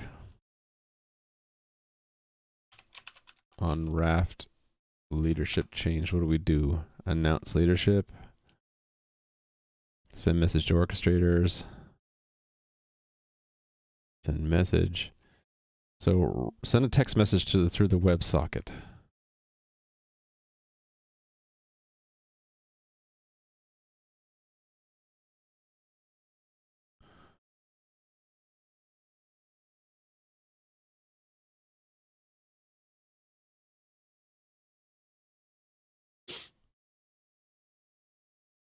Right, the send data, the underlying send data, put something on a work queue. So it's the client. Shouldn't it be client? Oh, it is server end is the side that the orchestrator has. Yeah, so that makes sure it's sent out. So why don't I have to do that again down here?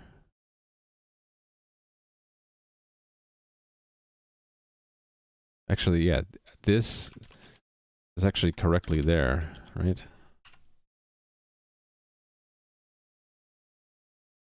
Unless, is that what this does? No. Okay. I think it just passed before out of pure coincidence. But that's more correct. Okay, so this one. Is this a similar issue? 2717.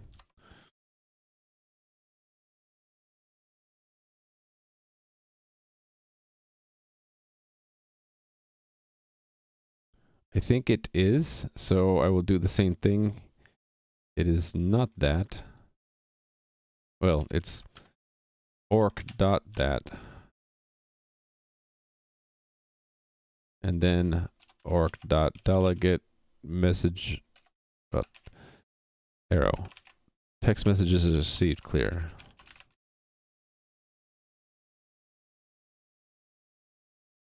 And then the wait for messages does the right kind of waiting. All right, let's see if this works. Oh, it crashed. Vector subscript out of range.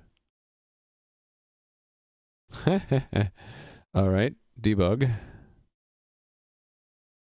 Crashed again. There's the crash. Why? Because we didn't receive 3 messages? What's going on? What is orchestrator delegate context? Only received 1. Oh, wait a minute. Hold on. Wait.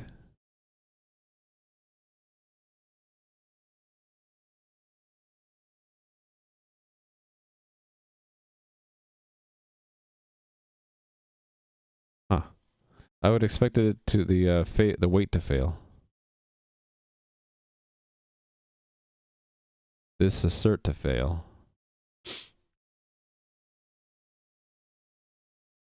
Hey there, Mr. Muffles. A wave, and also shout out to Mr. Muffles.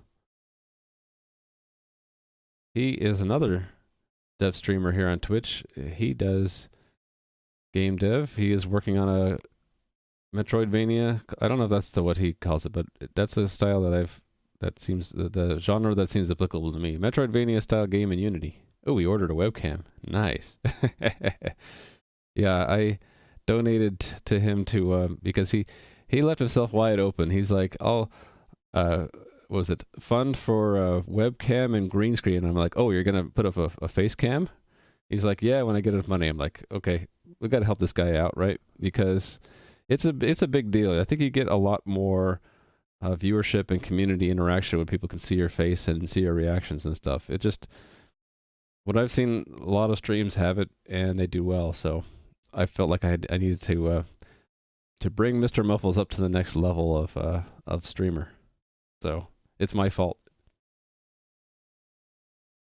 Now remember, you don't have to use that camera. You're not comfortable with it, you just turn it off. Like this. Now you can't see me. Just make sure you have like a moment's notice so you can turn it off. Very, very important if like you have to get out of your chair or like someone comes up to you and has a question, then you can either hide your camera or you can have a key combination that does this. But yeah, should never feel like you're obligated to use it, but I think it is really nice for viewers to like see like a more human connection. All right. What did I do wrong here? This should wait for 3 messages. This will clear out. Actually, maybe I wonder what's happening. I wonder if what's happening is we're getting 3 messages by the time we reach here. There should only be 2, but let me see. Are there 3? Debugging. The adapter is busy. Why is the adapter busy?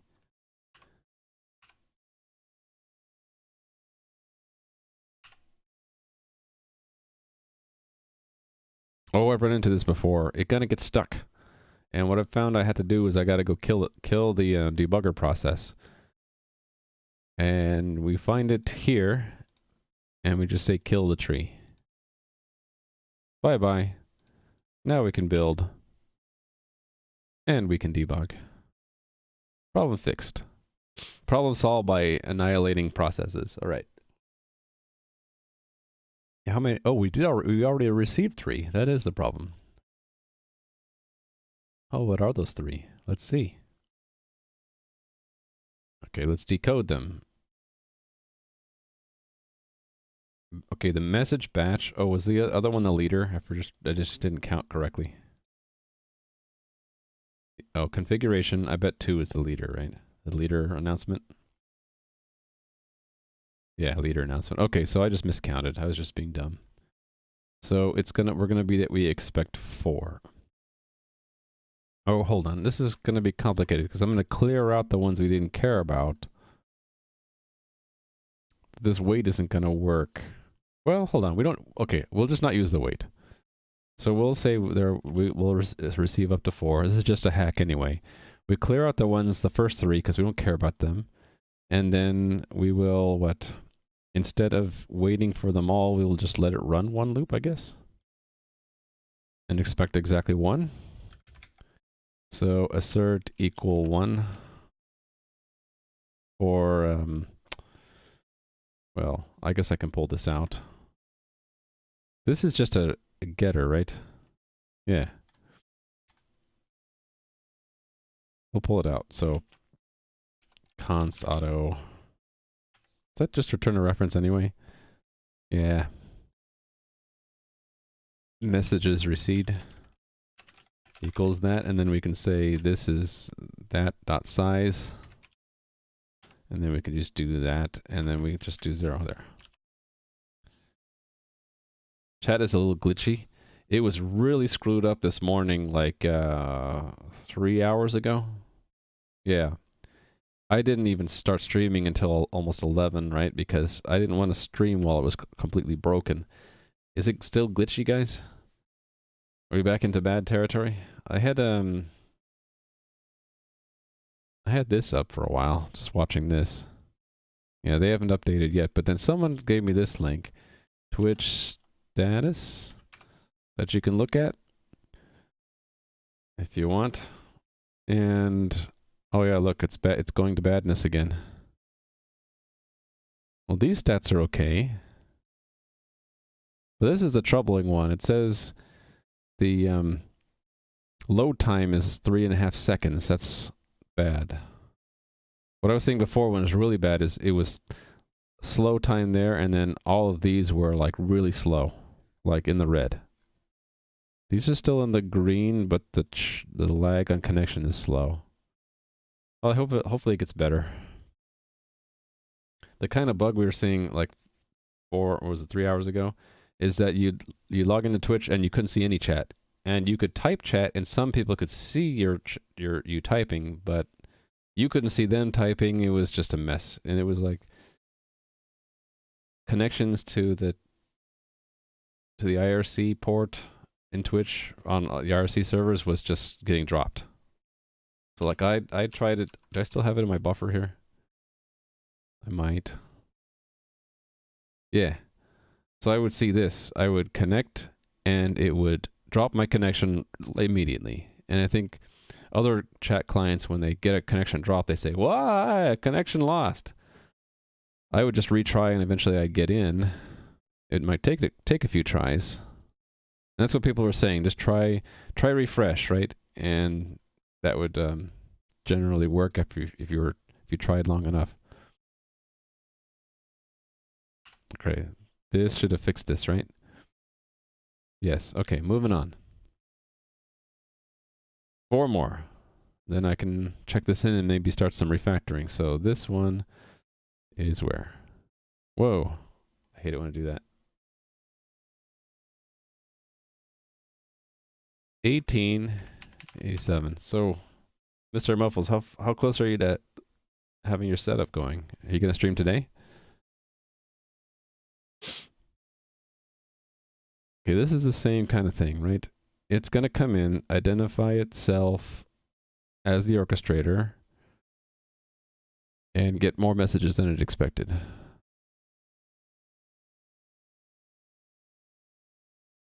I guess we'll just hack this for now and expect 2, because we'll get a batch, and then we'll get a configuration command, right?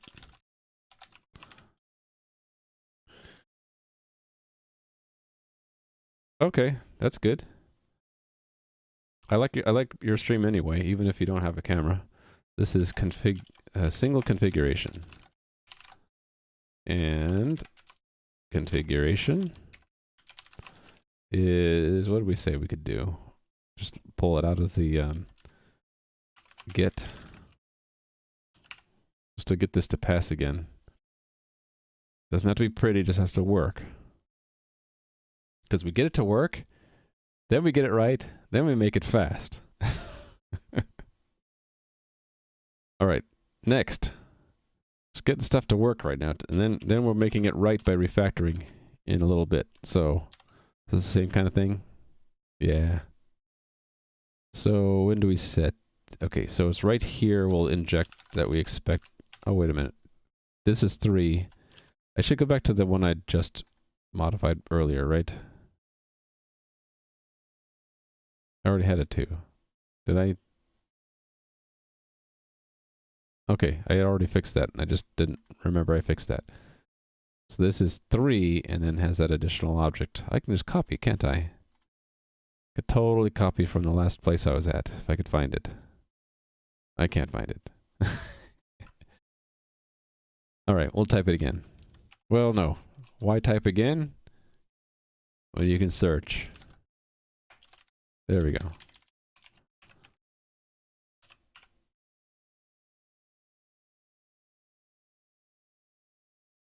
All right, and then which one's this?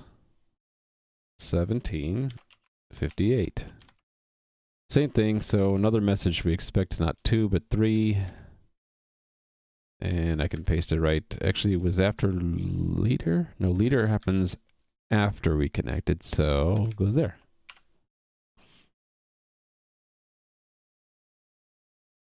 Doo-doo. Okay, so Wednesday, I see. It was really fun working.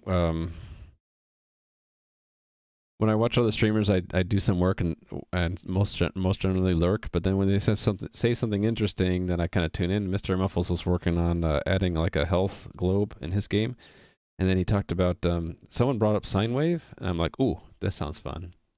Because I got back into trigonometry and linear algebra when I was doing playing around with 3D graphics, and one of the cool things that you don't know it at the time when you're in high school learning this stuff, but trigonometry is fun when you can apply those functions to draw things. And drawing a circle is fun because x is sine and y is cosine, or vice versa, and gives you a nice little either circular effect or a twist or a bob, or depending on what coefficients you use. So he added that in the game, and I had fun interacting with his community when he was doing that.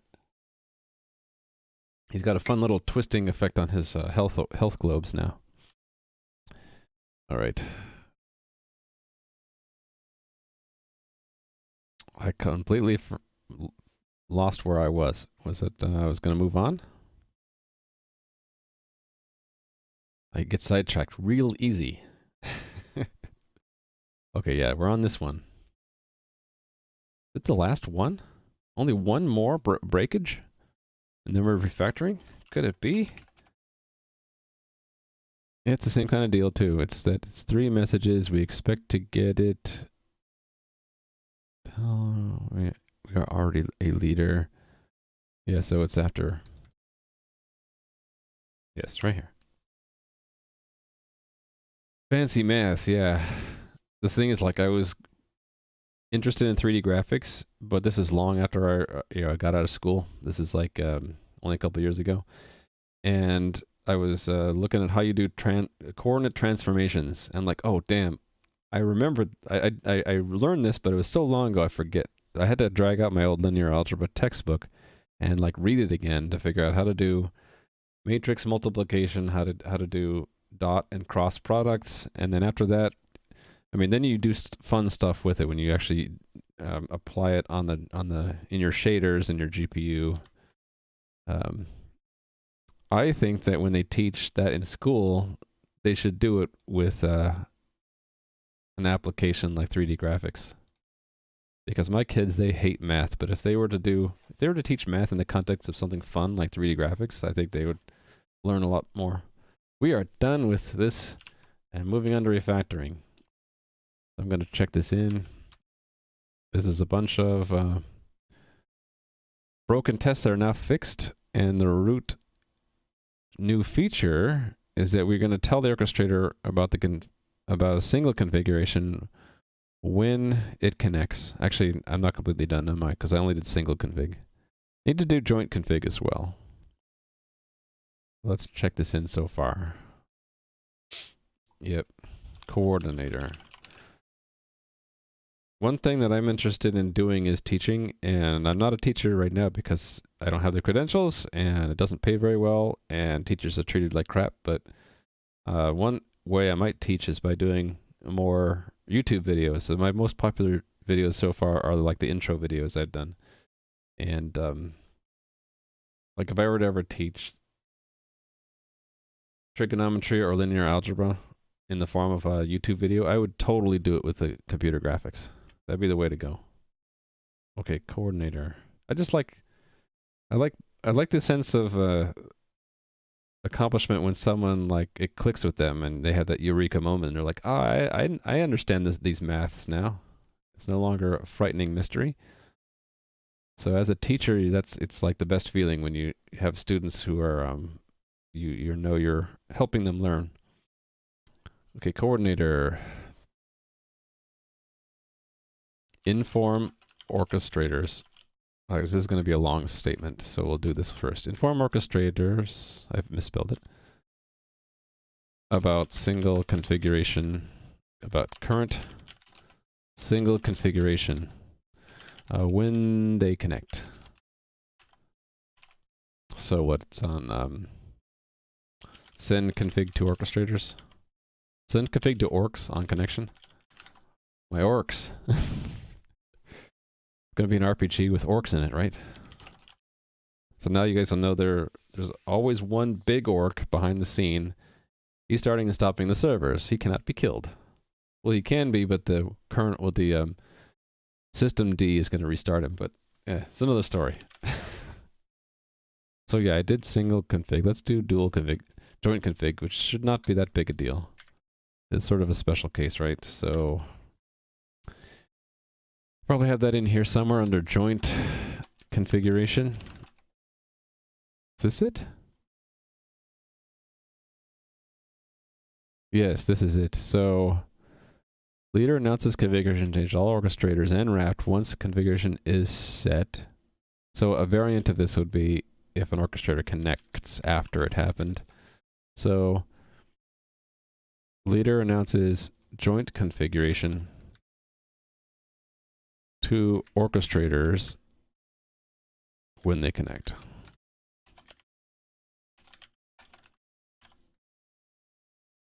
Omnia Reina is Latin for all realms, because I was looking up different names for games. I know, Mr. Muffles, you're still looking for a name for your game. So if you and your friends can't come up with a name that isn't taken, this is maybe something you could do.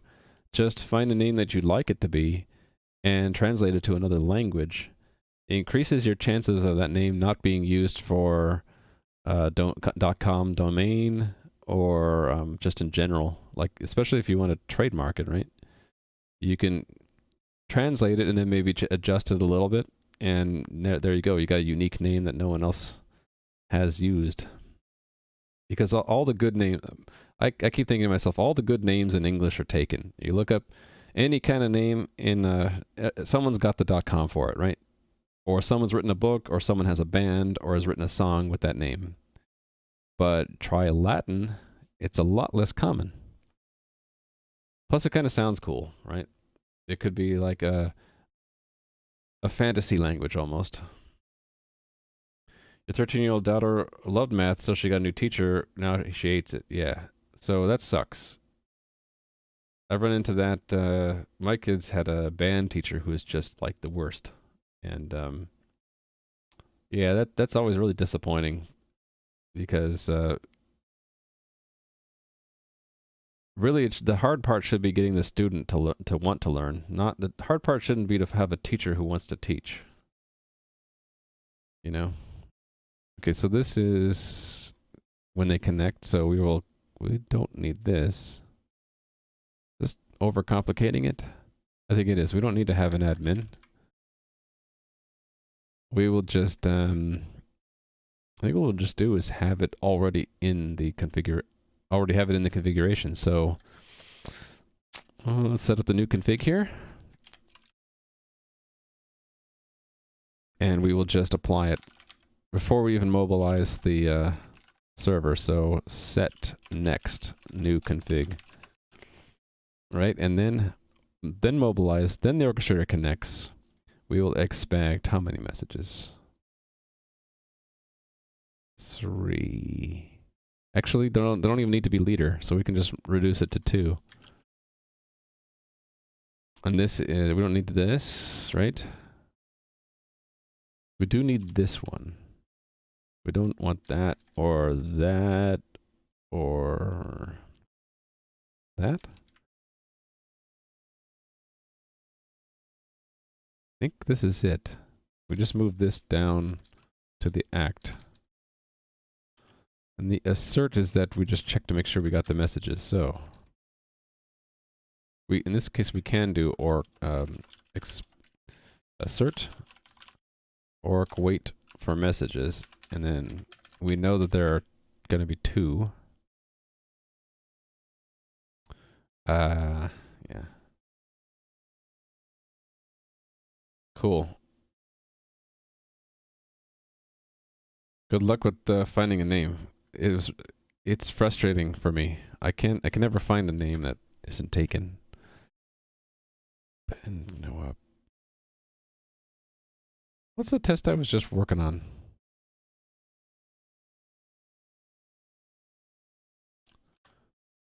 Orchestrator connect. Okay, well I can take from this one, right? Yeah, I just want this vector of things. Whoops. I want that. Go back to my last modification and I put it in here. And just instead of that single config, we'll put this here in its place. And this goes away. Hold on. This goes away. So empty diag match. We don't actually need, we're not the leader. It's just that. There we go. Can't even think of variable names. Yeah, how are we supposed to come up with domain names when we can't think of variable names? Damn it. Oops. I forgot. Oh, well, it worked anyway. Actually, it shouldn't have worked. I think I get issues, right? Because, oh, wait a minute, no. I guess it did work by a side effect. Because I just had it always just announce, right? On orchestrator identification, we just had it always announce. So it has both the if and the else. Okay, good. We're done, I guess. Done with making it work. Although I should run it, shouldn't I? So let's do it. All right. Let's play around with adding some servers, shall we? So we will pick, what do we want to do? Add a server? Let's do an add. So upload an add. So it changes from 3 to 4 servers. Oh, that's interesting. Server 13 actually took over because we had an election timeout happen. Why did that happen? 11 was a leader. How did 13 take over? Well, it took over. I guess we can ask 13 what happened? Uh-oh.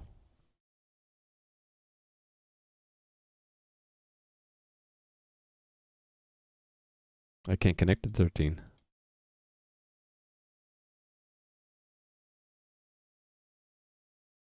I'm connected 10. I wonder if this is the certificate issue. Let me try this. So HTTPS localhost 8090. Oh, it's completely screwed up. 13 screwed up. VS Code tip. Use Alt left right arrow to navigate back forward. Yeah, you're right, Bugfound. I knew that. And I just used my thumb button on the mouse. Oh, we actually had a crash. Uh-oh. Abort is called in server 13. Anyway, the orchestrator restarts it. Is it crashed again? Timeout waiting for response. Huh.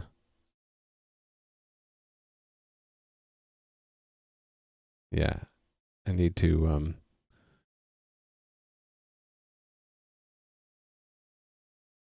I don't want to go back safely.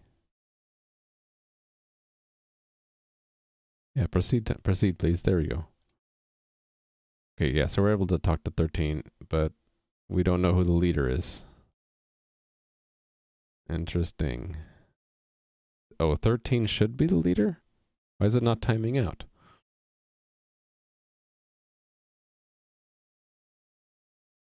Timeout waiting for a response. Yeah.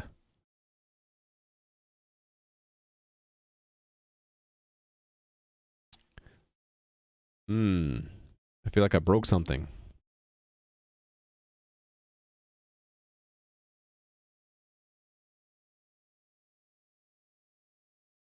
Start over and do it again. So 11 is the leader.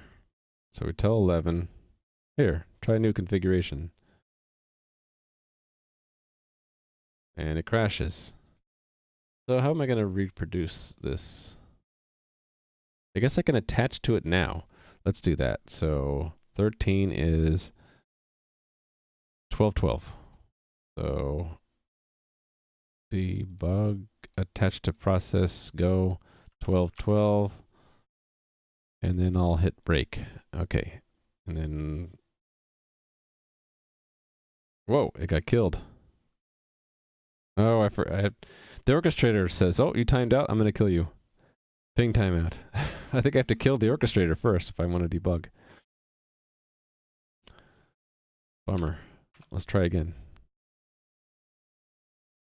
My own code is sabotaging my debugging. Who would have thought? Okay, let's try again.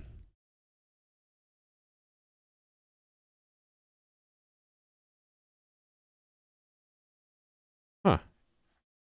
Got a different result that time. It's still... Something is causing the leader to hang. And then another server takes over as leader.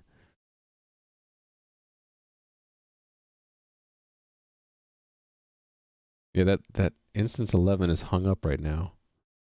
So 11 was... Oh yeah, it's crashing things. And 12 is crashing. They're all crashing.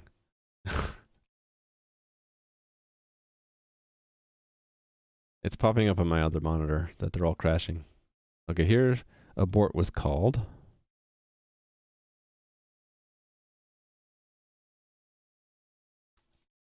You know what it is that the orchestrator keeps restarting them. I'm going to test this.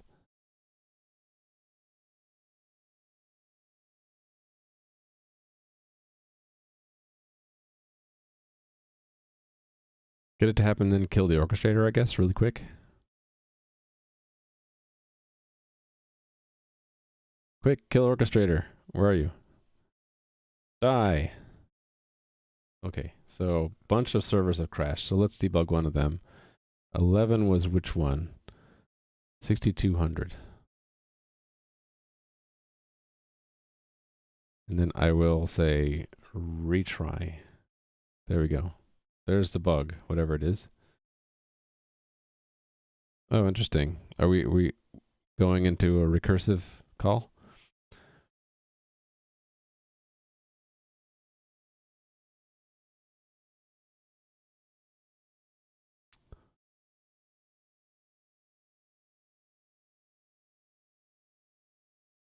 Oh, I know what it is. It's going to this announce configuration to Raft, and it's telling Raft to change the configuration again. And it's doing that every time it's changed. No, wasn't that's when it should do it, right? Hey there, Mustaf Zanik. I'm chasing down something I just broke in my servers right now. How much do I do to devote to each window? It looks like what it is I have it re-enters unexpectedly. So from the bottom, we got a Raft message. It was an append entries, and then we committed it. And then part of the commit was we told the journal, yes, commit that. And then we're publishing callbacks. One of the callbacks was in the executor, and the executor says, okay, we need to write that new configuration. So it must have been a configuration. A finish reconfiguration is what it was. And then it was loading it back and setting it. And on the set, it publishes it to the coordinator, which then says, okay, announce it to Raft. Oh, it's re-entering Raft again. Why is it doing that?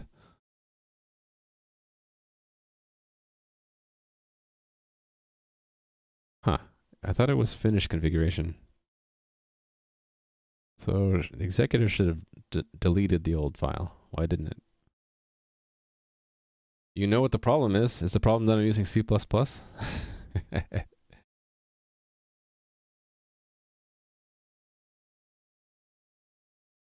So what do you think the problem is?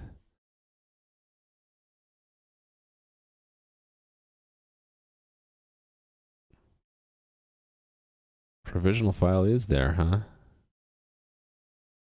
Yeah, that could be. I suck. Yeah. Could be. Could be right. They...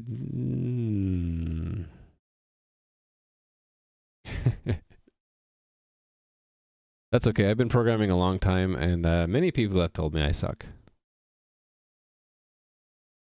You know, one of the reasons I stream is to get better. We're constantly improving. If you stop learning and improving, then you kind of, I don't know, stop living. Yeah, I know it's a joke.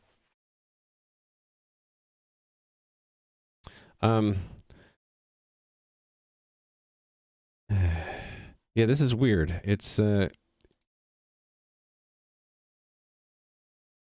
do I best show this?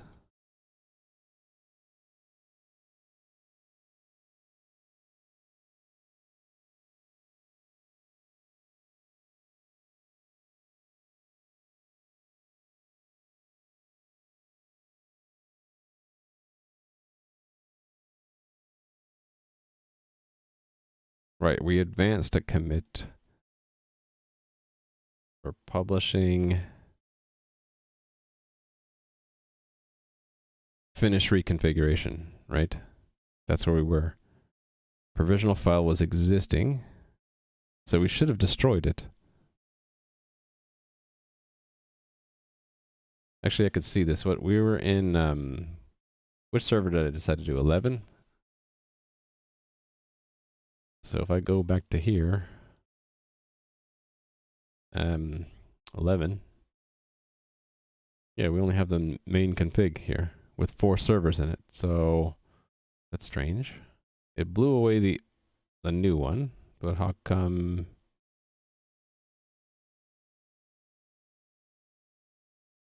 Hold on, sorry. It's taking me a while to navigate through my code here. Oh, thanks for the follow. Wilkins?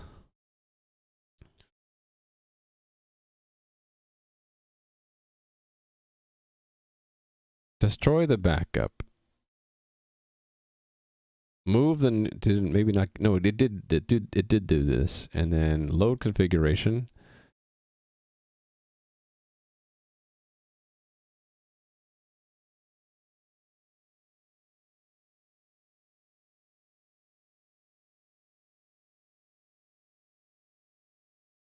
Yep, this should not. That should be empty now. It shouldn't exist anymore. Did I? Oh, maybe I forgot to load. Maybe I forgot to. Oh wait, hold on.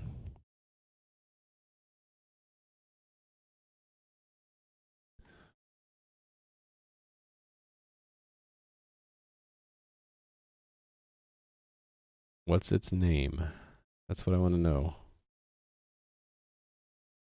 New config.json. Does it have it open? It's not open. It's closed. So how did it read it? That's what I want to know. It somehow got the new settings out of it, which it shouldn't have gotten.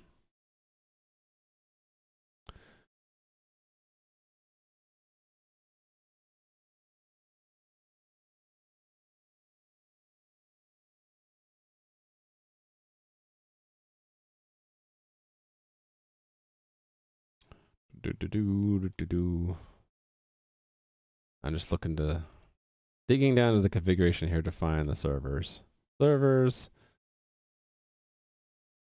array. So it's the new one with the 4 servers in it.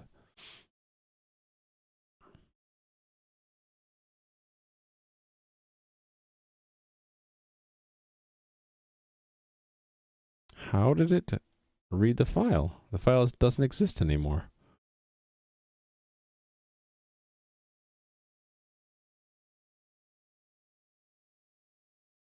Oh, but it might have re-entered. Let's see what happens. So let's say it did exist. That no, should actually it could have been null, and then we re-entered here. So let's see. Let's assume it's null.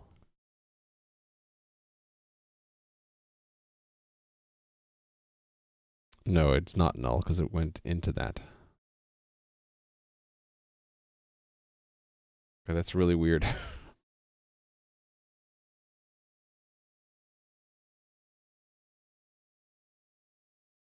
And 11 isn't the leader either.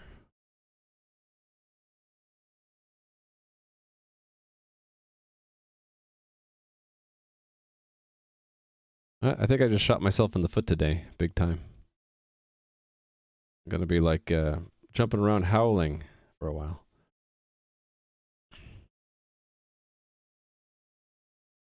I just want to try to get as much information as I can about what's going on here before I continue.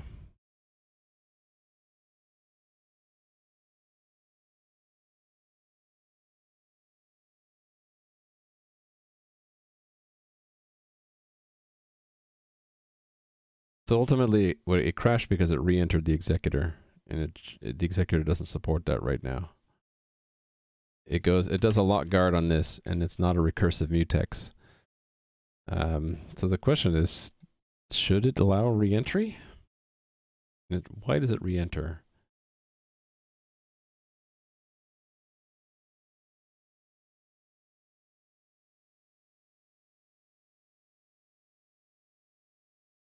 Because it sets the configuration. That causes the callback in the coordinator, which decides to do something in Raft, which then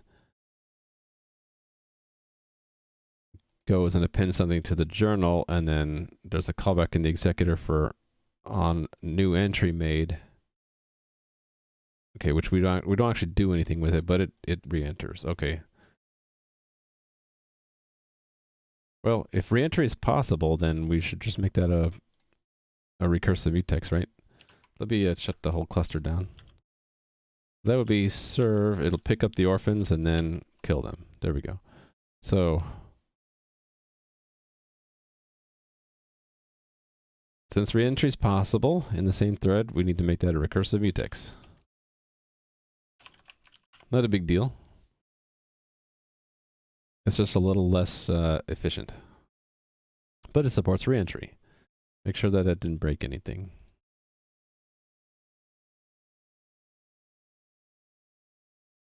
A bug found. You're trying to make a simple manual reset event in C++17. Cannot seem to figure out how... can't really use condition variable. You can use condition variable, but you also need the thing, you have state, right? So condition variable by itself doesn't have state. It's just used to wake up threads. You need to couple the condition variable with state. So I usually have, it's a gang of 3. There's the condition variable, the state variable, and the mutex. Condition variable needs a mutex. The state is what, when you change the state, then you notify the condition variable, and you do it all while holding the mutex. So the state could be the actual, whether it's set or reset. The tricky thing would be doing a wait on it. You think you could still do it though? If you're using a queue, I don't know if you need a queue for, if you're making a simple manual reset event, I don't think you need a queue. So I would just have like a flag called whether the event is set or not, and then the condition variable and the mutex. That actually might be a good video to make. Let me add it to my list.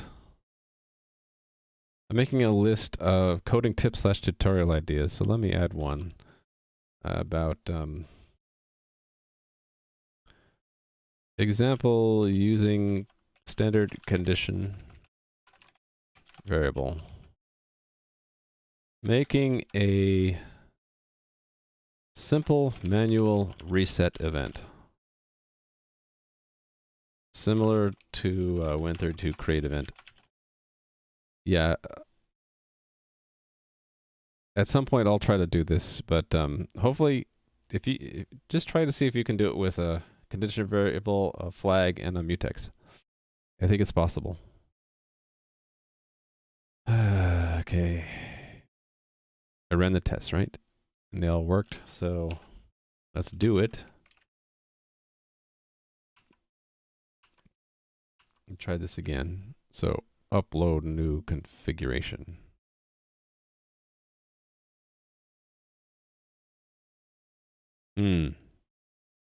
So yeah, I think the way I broke it is it's reapplying the same configuration like multiple times. It's still, I think it's just does a no-op. It's just not changing the config at all, right? So we'll just have some redundant entries in the log. So it does add the 13 to the cluster, but we probably have just extra log entries. So it works, it's just not right. Yeah, see, it did a second round for some reason because I broke it somehow. I think I need to do a little bit more research into what happened there, so I'm going to do that later. We'll do some refactoring in the meantime. So, going to today's log. Research what broke in causing multiple reconfiguration commands to be put in the log. The replication should still work, so we should say the same. We should see the same commands in all 4 servers now. Nice. Okay, and it maintained leadership. It didn't break. So it's repaired for now by just making the executor reentrant. So now I should be able to have it go back to the original config, right? Just by taking the original config and posting it again. There we go. So now we went from 4 servers back down to 3, and it shuts down. It shuts down 13, no longer in cluster config. So it kind of works. It applied it a couple times again though, but it still works. Let me think. Do you want to try to really stress it? I had one where we swap a server out. Let's try the swap. Okay, swap. What it does is it goes from 10, 11, 12 to 10, 11, 13. So it's going to start up 13, shut down 12. It looks like it works. But again, a bunch of redundant commands in there.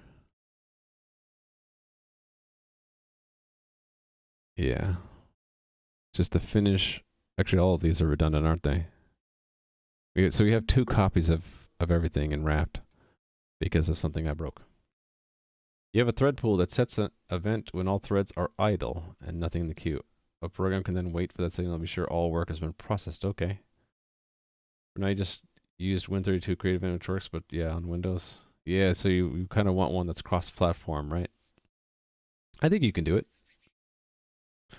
Just focus on the event either being set or reset, being the state of the event object. Just make it an object called event, and the event is implemented in terms of a flag.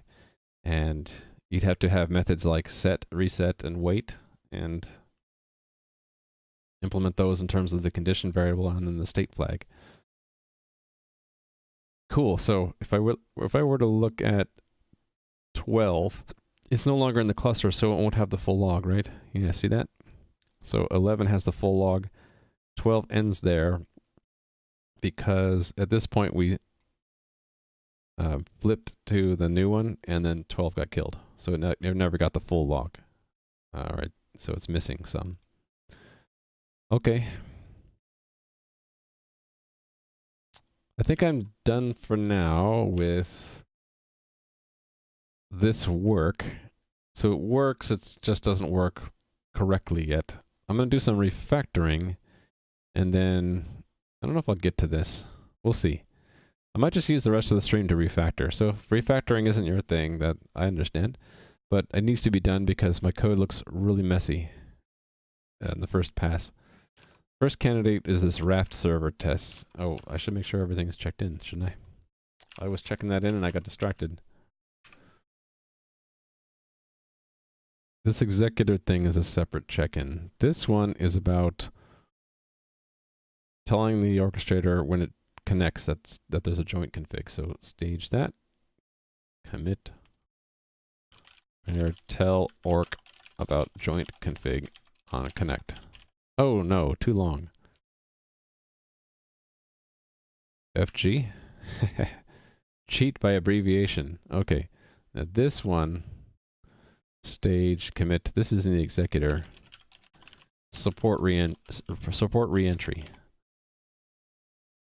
So the way I do mutexes and callbacks and that kind of thing, as long as we do not hold a mutex when we're making a callback, the worst that can happen is we might re-enter, and when we re-enter, we just need to use a mutex type that allows us to lock it again if we already have it.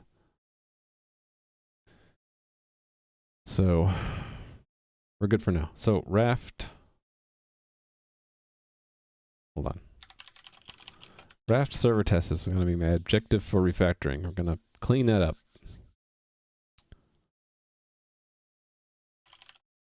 Okay, good. The only thing I haven't checked in is the config files I was playing around with. Okay, so raft, where are you, raft? Here we go. Here's what I'm gonna refactor. It definitely needs refactoring because it's over 4,000 lines. The objective would be to get it to be no longer than the thing it's testing itself, which is also 2,000 lines, so it should probably be refactored as well.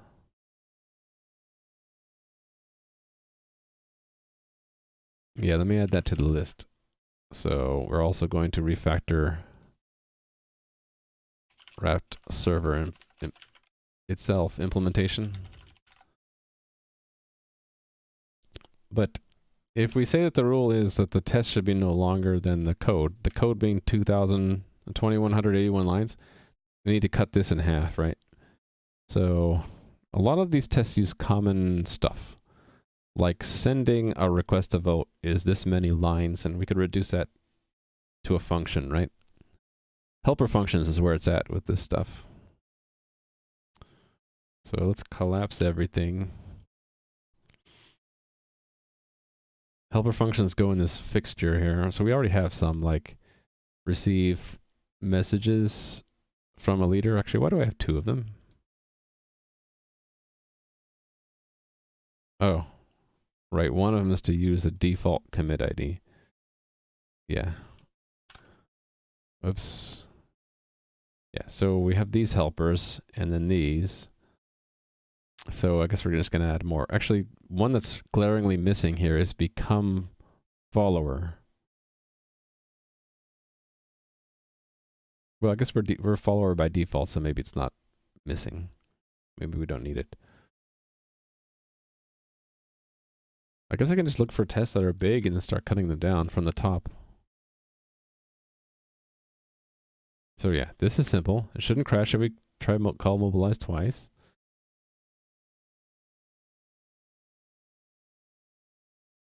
Right, these are fine.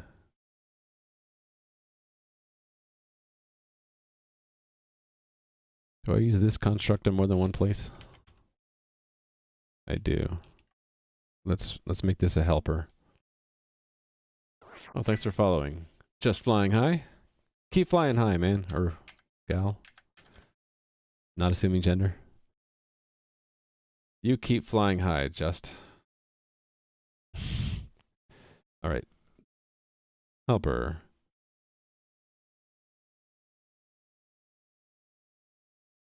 Wait. What's the name here? We want to wait until just before a timeout would happen. Really, it's advanced time. So advance time to just before election timeout. Look, that's what I'm going to call this.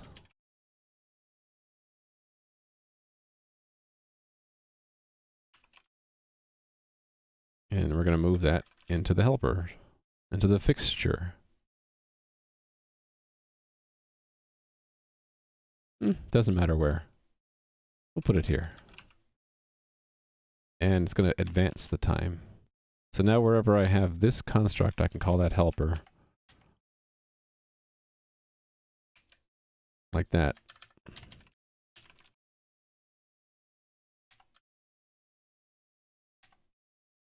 There's a lot of places. Look at that. Okay. That was it. So one step at a time. I just rerun the RAF tests every time I do that to make sure nothing breaks. How long is this taking? Like 5 or 6 seconds each time I run it? Not too bad. Alright.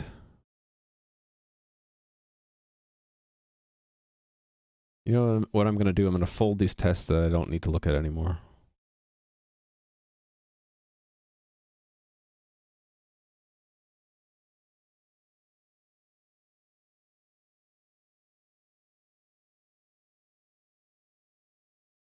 Election always started within maximum timeout interval. Okay.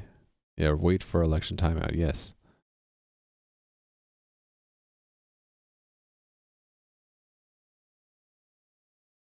Question is, do I need all this junk? That's sort of extraneous. We know election is started if they become a candidate, right? As long as there's some other tests that make sure votes are sent out. So is there a test to make sure votes are sent out? Not sent to all servers except self. Wait a minute, what? Is that backwards? Shouldn't it say request votes sent to all servers except self? I think that should say sent to all servers except self, and then, yes.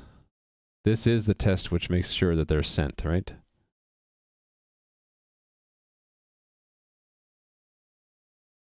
What is this doing?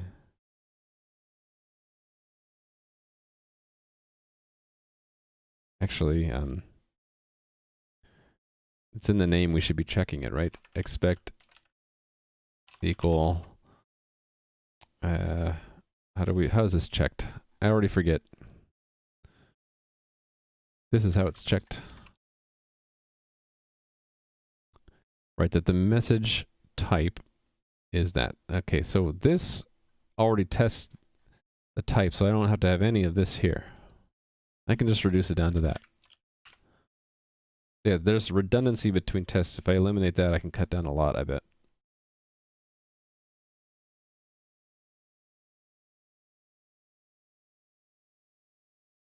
Good. Moving on. So that's good. Okay, here, this one needs work. Section starts at random interval between minimum and maximum. So we're making a bunch of bins.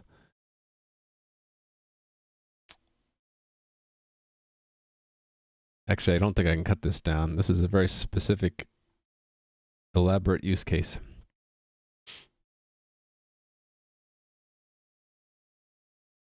Yeah, I don't think I can do anything with this right now. Moving on for now, because really the objective is just cut down the size. I can skip some difficult ones for now. Yeah, we already looked at that, right? That one was good. Request vote includes last index. Okay, good enough. Request vote includes last term with log. We put some things in there. We expect it back out. Cool. This stuff, I wonder if I could cut down though.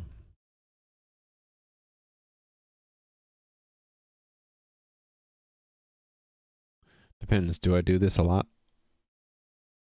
How many times is that done? It's actually done a lot. So maybe I can cut that down. So let's envision that we have a append no op entry and then we give it a term number. You think you did it? Let's take a look. Moving to a new window. Okay, I trust you, Bugbound. I understand, yes. Alright, so condition variable, lock, signaled.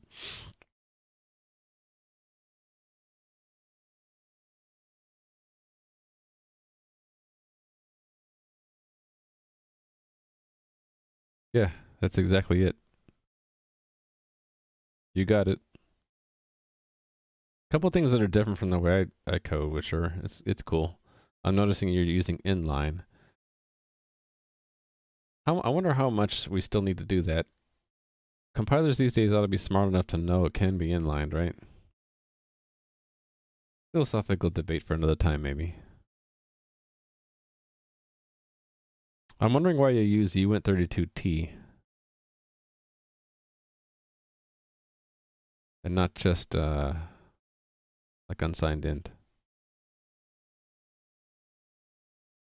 Oh, and you don't need these parentheses, by the way. That's optional.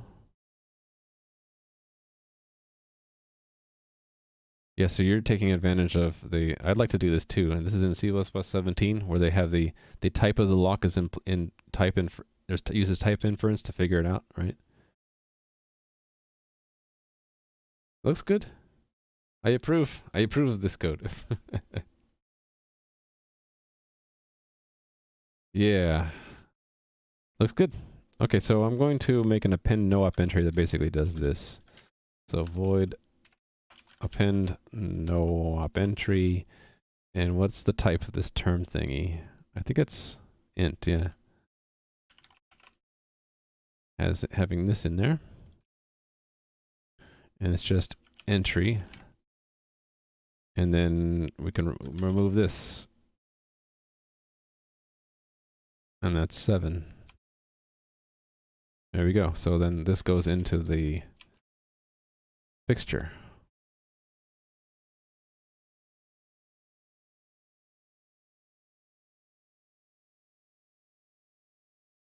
Let's move it here. Okay, now everywhere I do this pattern, I can maybe make use of the new function, right?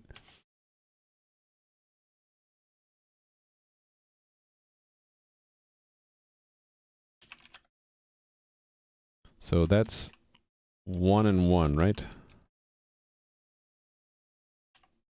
And that is... Hold on. That's a 1. And that's a 1 as well. And another 1. Another 1.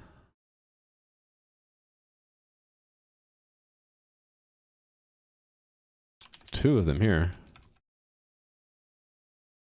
1 is the most common. Oh, here, of course. Murphy's Law says when I change it, the next one I find won't need it. 3 and 7 are the next common ones I use, I guess. So here's a 3. And this was, this is slightly different. I still need second entry. But, I get rid of first entry. Say it's a 2. Alright. Make sure I didn't break anything. Do you accept song requests? I don't actually play music on my channel because it would make it a lot more difficult for me to work and interact with chat with music. I figure that if you want to listen to music, then you have your own music player. I think a majority of streamers actually do play music in the background, but I just never felt like doing it. Good job, Bugfound. I don't know. I could be convinced the other way. If like a lot of people would rather me play stuff, I could find it. The problem is I'd need to find something that I can use that doesn't get me a copyright strike on YouTube because I export my stuff to YouTube when I'm done. So it would actually have to be kind of limited. I got a +1. Okay. It's kind of tough because I got to find something that's like not going to get me a copyright strike. So that's the challenge. There was like a limited amount of music that you can get through Spotify that was approved by Twitch, as in like it's not like you can use it. But then I don't know if that overlaps with YouTube very well. Okay, so here I depended on using second entry. So this is gonna, we'll just fill that in 7. +1 for not playing music. Oh, I missed the not. You're correct. Okay, well, yeah, I know it's gonna be kind of contentious. It's gonna be a no for now. I'd like to have the ability to though. Entry term is 3. I'd like to have the ability to, if I wanted. Right now, I don't have the ability because I can't guarantee I won't create a whole lot of work for me later in stripping out music to avoid copyright strikes. So first entry term was a 2, right? 2.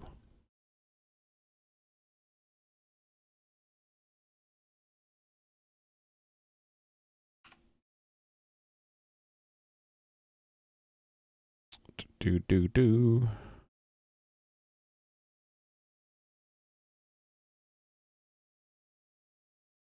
All right. I should just talk more. I should talk so much that you won't need music. You'll hear the melodious sound of my voice, and that'll be music enough for you. Yes?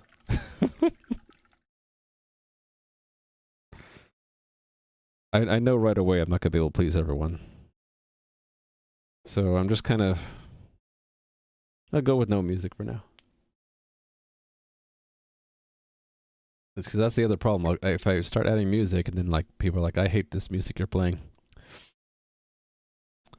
A keyboard clacking too. I need to switch microphones to hear for you to hear my keyboard clicking. I need to get either a real loud keyboard or an extra mic that's picking up the keyboard clatter. Actually, some people hate the keyboard clatter though. All right. More refactoring, as in MOAR. More. Okay, so these ones are done. Those are pretty clean. Those are actually pretty good, right? Okay, here. This one's a common one, right? So I can reduce this a bit. Let's make a function called grant vote. And it will be a term. Well, not grant vote. Cast vote. And then we'll say bool granted. And sender. What's this sender now? I think it's int. We'll guess it's int instance.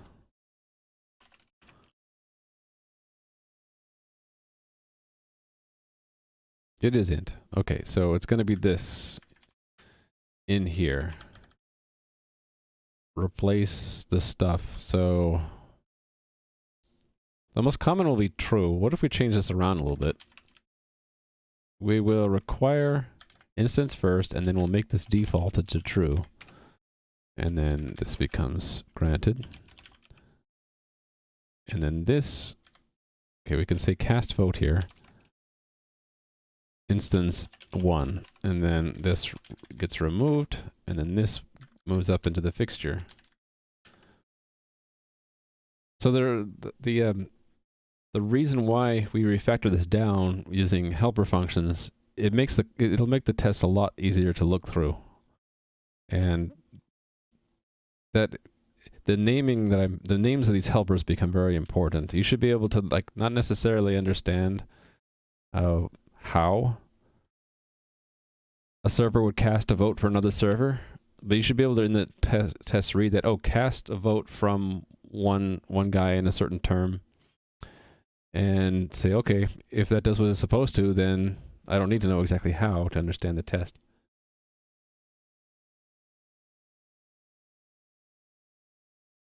Oh yeah, do I have a command for that? I don't remember if I have a command for that. If I, yeah, it's Fira code. I don't have a command for that. I should make one though. Add font command. Was it bug found? One of my viewers recommended I try Fira code, and I really like it. It's really growing on me. So if you want to do this yourself, you need to download the font first, and then in VS Code, two things. You set Fira code in the font family, and you turn on font ligatures. If you don't like the font ligatures, you can turn that off. That just has the effect of removing the ligatures. So, for example, you now no longer see that as an arrow. Now you turn it back on, and there's an arrow again. Yeah, it's personal preference, I guess. Not you? Okay, someone else. Oh, wait a minute. Was it Endless Soccer? Endless Soccer, I think, was the one. Yeah, it's pretty cool. I've seen a few other streamers use it too. Alright, so cast vote. Whenever we see this pattern, I think, we'll be using cast vote. So here we go. Actually, we can build this into it too, right? Yeah, let's build that in. I think that would be good. Whoops, that's not where I want to go. Cast vote is where I want to go. Let's build that if into it, because we don't want to have it vote for itself. Alright, so we can just say cast vote. Instance term.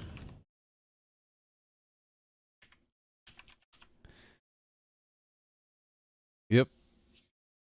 Just Google search for Fira code and you'll find it. You probably already knew it because you're the first one to say Fira code, so. Oh, wait a minute. Okay, sorry. I'm getting people confused. It's Bugfound and Bobby have the same, almost the same color in chat for me. So I'm getting confused. Hey there, John Games.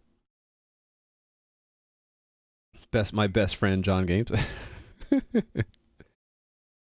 As long as there doesn't, as long as I can have more than one best of friends, then sure. Okay, so I'm refactoring right now, John. I'm going through my test for my wrapped implementation and getting it to at least be at most be the number of lines of the code. So the code is also needs to be refactored because it's beyond my normal 800 line limit. But so right now it's 2100. So I'm trying to get the test down to 2100, and we're getting there. I think I've cut down a couple hundred lines now. All right, so here I think we can reduce this quite a bit. We can say vote instance term, and then the condition is instance is not equal to 11, right? Not equal to 11. Isn't that cool? A cool ligature there. Not equal. Because if it's 11, it's false. Yes, so that's exactly what we want. Oh, wait a minute. Was there not a term? Oh, it was just one. Okay. And then this. Oh, this is going to be sweet because I can just reduce this to, well, hold on.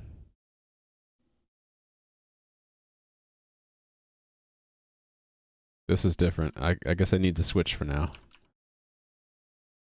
And if is 11, it's true, right? How do I count lines? I just look at the line number of the last line. So it does include all my formatting. So, I mean, it's not a hard limit. It's just a goal. If I get it to like 1200 lines, I'd be like, oh, okay, close enough. But 2100 is definitely like too big. It feels like twice as bloated as it should be. And before I like were to give up, I'd probably try to split it into two files. Like one good way to split this would be to make the shared properties of the server its own file, right? And then the main functions here would stay. They're a good chunk, right? They're a good couple hundred lines, and then all the shared properties would be in their own file that's slightly smaller. All right, so casting votes. Okay, looks like this is similar. We're casting a vote in term 1 if the instance is not equal to 11. Got it. Some of these are very similar, aren't they? And here where it's equal to 11 if we grant if it's 11. I mean, we grant it if it's 11. Oops, forgot to make that term 1. You don't put tests inside the same class. So they're not. They're in a separate class. I'm using the gtest framework, right? So in that you get this testing test class you can use to make fixtures, and so I just make a subclass of that, and all the tests are basically become members of that class, or I think they become subclasses of that, of this being a base class. But all of this is in server tests, which is in a separate class from server. So server tests, server, separate classes. Yeah, so let's go back to the last edit. A little trick. Okay, so I did, oh well. Moving on. Cast vote term 1, and it's always false. Huh. No votes, right. Isn't that so much easier to read? Mobilize the server, wait for election timeout. Everyone says no. It should still be a candidate, right? It didn't get a majority vote. Okay. Okay. This is just break this out a little bit, because this condition is more complicated. It's this condition here. Well, the reverse of that.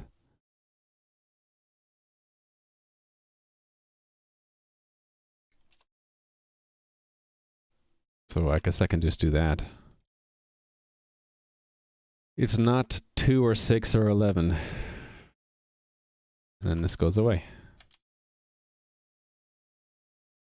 All right. And this one's simpler. Whoops. It's the problem of having only one thing in your clipboard at a time. I wonder if I could reduce this even more by making a cast votes plural. Right? And then it have this line go away as well. Okay, so term is 1, false.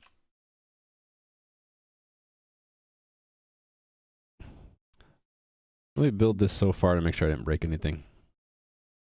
Ditto, the multi-clipboard tool. Great idea. Let me look into that later. Is it built into Windows now? I didn't know that. Stuff for me to look at later. Run the test, please. Actually, let me do a rescan. Sometimes this doesn't pick up all the tests. Run them. I don't expect any of them to fail, so we're good. Windows key V doesn't do anything for me.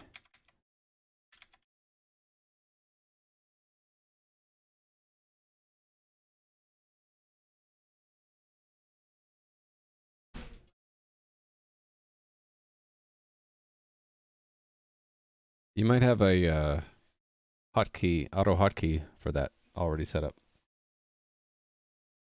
Oh, it's an old Windows thing? Yeah, I'm on April edition of, what, 2018 April edition? Okay, cast vote.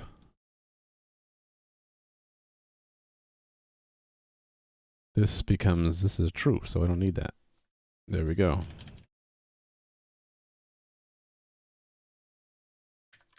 Let's put that in the clipboard. Okay.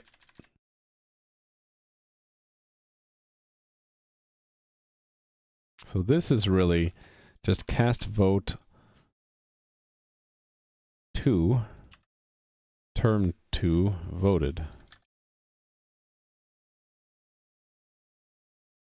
And it's the same thing here, right? It's from to false. Actually, was this a false? I don't remember now. Let me hit back a few times. No, it was a true. This one was a false. 763? What am I on? I'm on 17134. So, yeah, you have it and I don't probably. So it's something new, huh? Okay, this one is instance. Term 1. Instance is not equal to 2.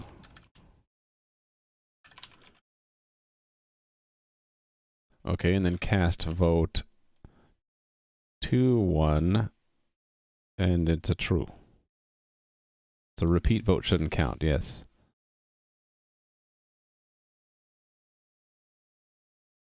Okay. Cast vote from 2, term is 3, and it is a false.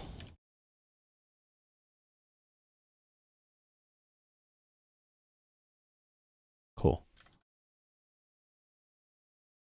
Cast vote from instance, term 1, it's a true vote. Oh, we're being rated by Irish John. Ah! Hey there, Irish John and friends. How's it going today, John? How was your stream? Yarr! How's your stream, matey? Yarr, landlubbers. Your booty or your life. Yo ho ho. How's your game going, Irish John? I haven't gotten to see your stream because I stream at the same time as you, pretty much. It was perfect. I'm keeping okay. I'm doing refactoring now, so I'm cleaning a bunch of stuff up. So my tests are way too long, so I'm looking for code that I do a lot, repeated things, and like packaging up into little helper functions right now. So, like this set of lines right here goes away and becomes that, right? It's just cast vote. So here again, these lines here will go away, replaced with this cast. Oh, thanks for the follow, Jars. Oh, my camera's acting up. Hold on. The light is really terrible today because it is a rainy day. I need to make my filter a little bit more aggressive there. Okay, so... Oh, hold on. What did I do? Okay, good. I didn't screw up. Instance, and the term is 1, and we always vote yes. Thanks for the follow. Mark in South Georgia. How's South Georgia today? Okay, I don't want to get too far without rerunning my tests here.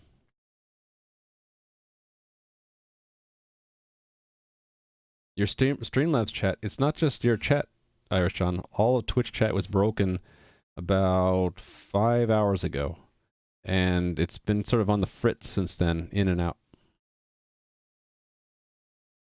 Around 11 a.m. Pacific, it got a little bit better. Ooh, I broke something. It got a little bit better, but then I've heard people say it's been slow. And then I've been watching this... where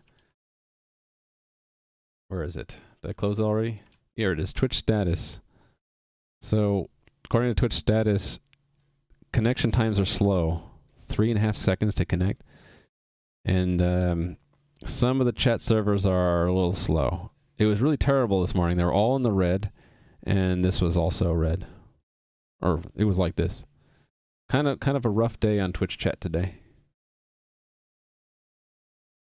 Yeah, you missed Irish John rated about 2 minutes ago. Cold and overcast here as well. It's raining. Okay, what did I break? I broke something. Yar! It be broken. Repeat votes should not count? That's true. What did I horribly break there? Should I just use get lens to look at that? Let's look at the lens, shall we? So that's repeat vote should not count. All right, so it used to be, let's close this thing. It used to be this, now it's this. So what did I do wrong here? Oh, it should be equals to 2, right? That's probably what it was. And then, yeah, that's probably what it was.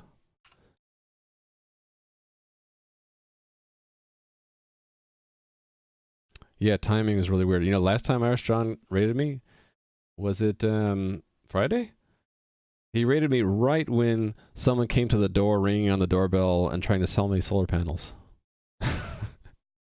And like, I could not get rid of this guy like for 5 minutes. And so like, all these raiders are coming in. Like, he's like, I had my like privacy overlay up, the thing that looks like this. I had that up the whole time. Really, you know what I should do?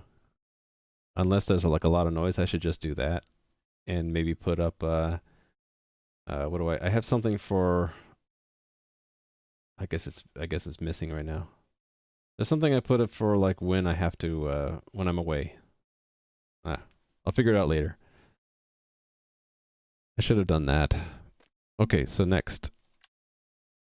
Yes, more cast votes. Cast vote. Oh, wait a minute. This is done inside of this loop, right? Cast vote instance. Term is 1, and we grant the vote. So we can remove that and all of this. Correct? Ooh. Why do I do that? Why did I do that? Oh, probably because it was getting complicated because some of them vote no, others vote yes, some of them are in old terms. I think we'll leave that one alone. And there's another one like it. Yeah, we'll leave that one alone. We'll just continue on here. So term is 9. We're always voting yes. Okay, this one is instance is 2, term is 5. We get a no. Okay. Instance number, term is term, and then whether or not we vote is the result of this thing. So let's break this out so it'll be a little bit more readable. This is the condition. Inverted. And we'll do some wrapping here to make it somewhat easier to read. Boom. Let's rerun this stuff. Sanity check as we go. Don't want to break too many things at once. So this is what refactoring is like when you're doing test-driven development. You have a bunch of tests. I have what, 100 and something, 150 tests in this component. And I just like change stuff and rerun the tests to make sure they still pass. That's what refactoring is. You change stuff, hopefully for the better. You clean up things. You can move things around. You just rerun the tests to make sure they still pass. And if you're refactoring these tests like I'm doing, you don't just want to move stuff around willy-nilly. You want to make sure that the tests still reflect the use case or the bug, and the refactoring should help because we're making it easier to read, right? Instead of these 4 lines, I just have one line that actually says what we're doing, casting a vote. And, oh, actually that goes into here, doesn't it?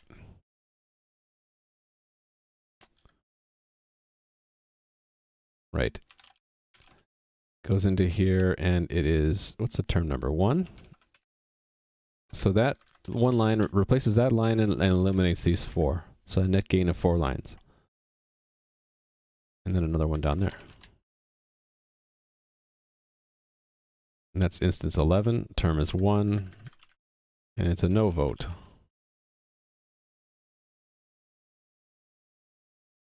All right. And that was it. Okay. I think I want to make a plural form of that cast vote, because there are a bunch of tests that did it in a loop. Yeah, so cast vote. There's a bunch of these where we're doing in a loop, right? So let me make a plural form of cast vote called cast votes. And just use the same arguments, I guess. And we have to say granted here. We can even be more elaborate. We can have a function. Well, hold on. Might not need it.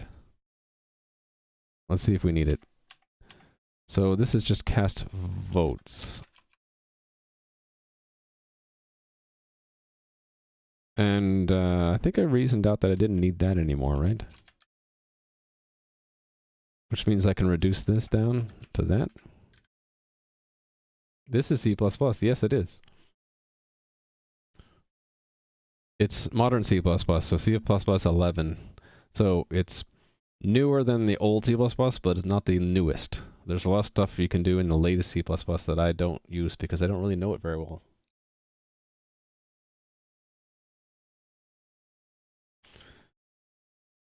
Dum dum dum. Okay. Actually, isn't it? It'd probably just be easier to just take that out of the loop and make it plural, right? So take that out of the loop and make it plural.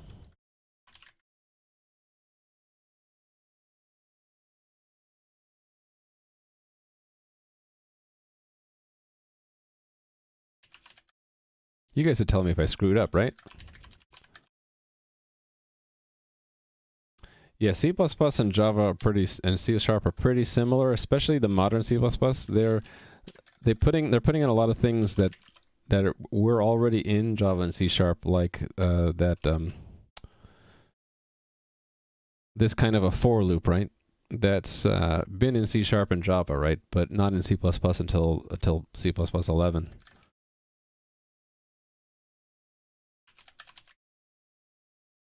Actually, we're looking pretty good, I think. Oh, no, here's more. I'm just whittling away at these lines, reducing this test framework, and hopefully making it easier to read. This is different. I can't just do the votes because it's a different set of instance IDs. I have to be careful.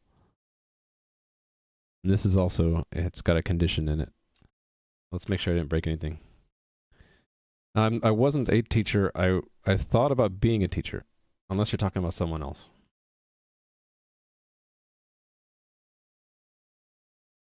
Oh, you're talking about robotics. You just started a college class. The class is teaching C++. Yeah. Yeah. I broke something. What did I break?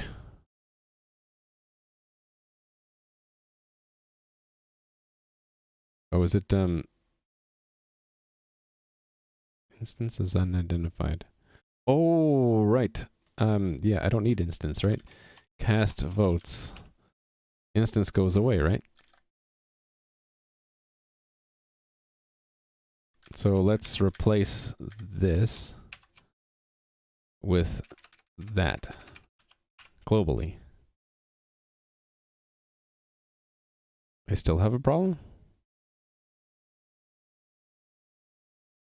643. Oh, okay, there's some of these. Oh, that's interesting. Well, that's the term number, right? So, oh, I see. Yeah, okay, we can't use it here. So we have to go back. We have to put this back. That's one place we can't use it.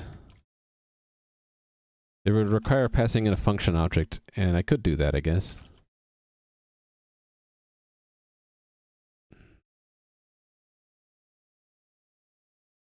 I might do it for fun in a second.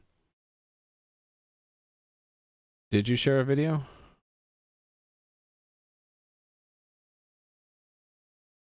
Where did you share it? Did you put it in Discord?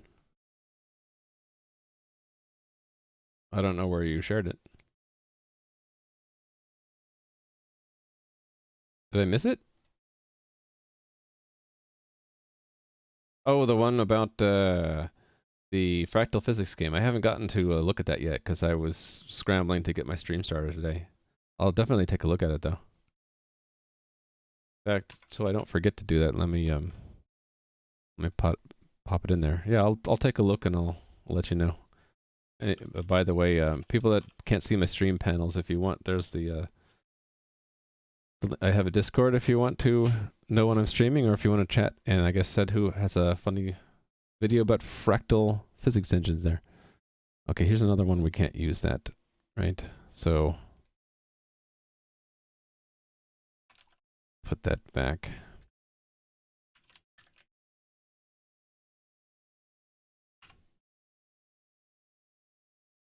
$7.91. Okay, what's wrong there? Oh, yeah. Again, another one of those. We'll fix that in a second.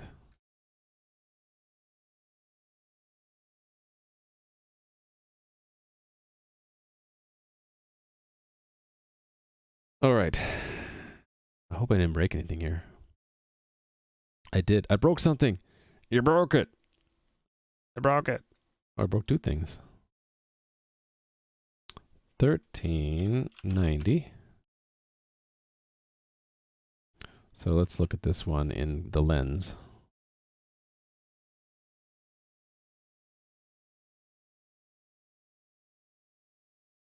Term is 1. If it's, let me close that bar.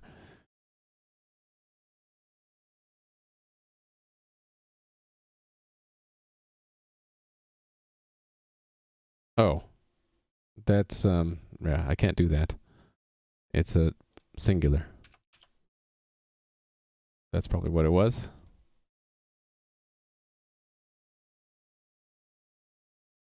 Yep, and then this one. What's this one?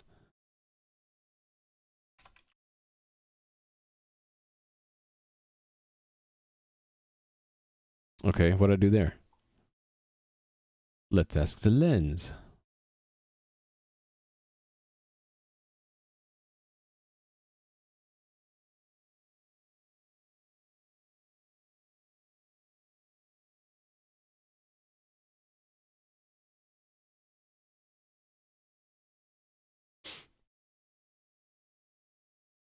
If it's 11, vote no.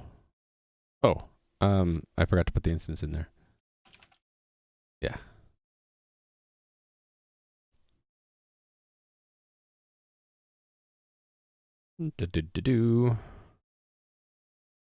Cool. I'm gonna take a quick bio break. Less than a minute, folks. I'll be right back.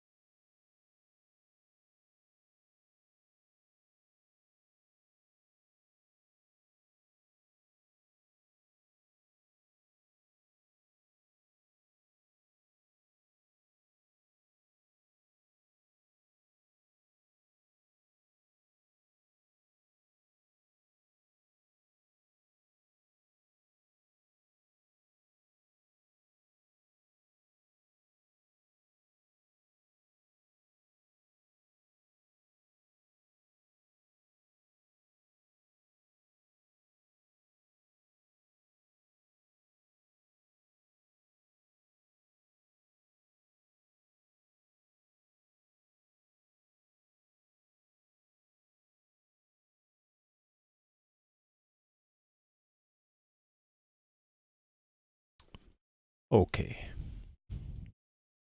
So what are we down to now? I cut 200 lines out, and I have 1,900 lines to go. I need to look for like a bigger fish. Actually, there's going to be more. How many times do we do this one? How many times do we actually request a vote? A decent number. It's quite a few of those. Okay, so this one is not cast a vote, it's request vote, right? Or vote requested. So kind of a lot of parameters to it, though.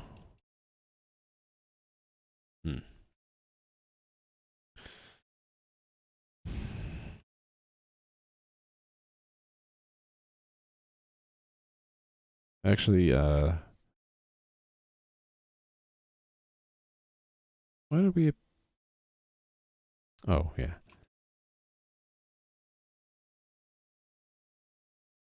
I'm hesitant to make this into a function because it's going to have at least 4 arguments. 5, actually. Term, candidate ID. Well, actually, the candidate ID is always going to be the sender. So 1, 2, 3, it'll have 4 arguments at least. Or we could leverage the fact that the term number should be in the log. So this term number we can get from the log entry. Let's see how this would work. It would be something like request vote. Where, actually no, what are we going to call it? This is someone else requested a vote. So mock request vote.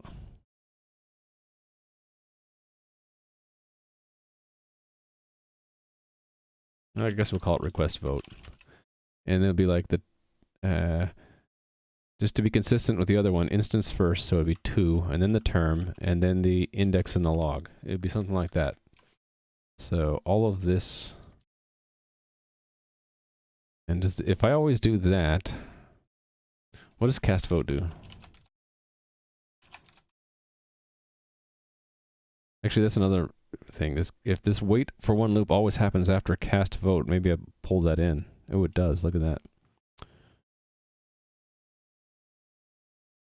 Yeah, let's pull that in. So there's always this wait one loop after casting a vote. So if I just do that, then I can remove a lot of lines really quickly and make it even easier to read. Yay! We don't need to do any of these wait a loop because the function helper does it for us.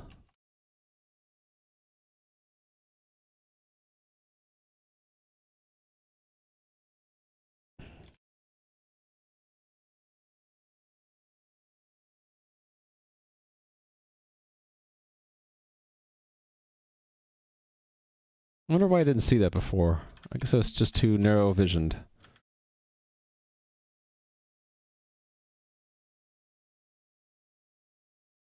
Yeah.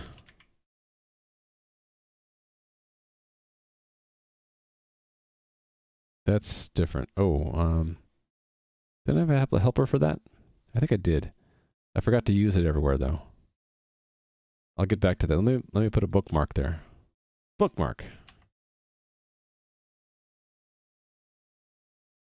Okay, we hit it. Okay, so, yeah, this had...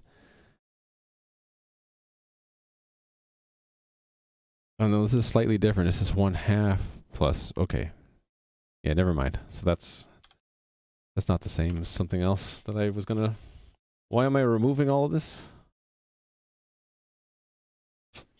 To make the size smaller, to make it easier to read.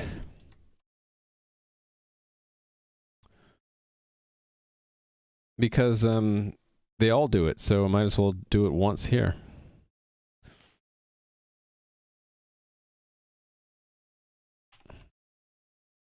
It should still work. Let's make sure. This will tell me if it does or not, right?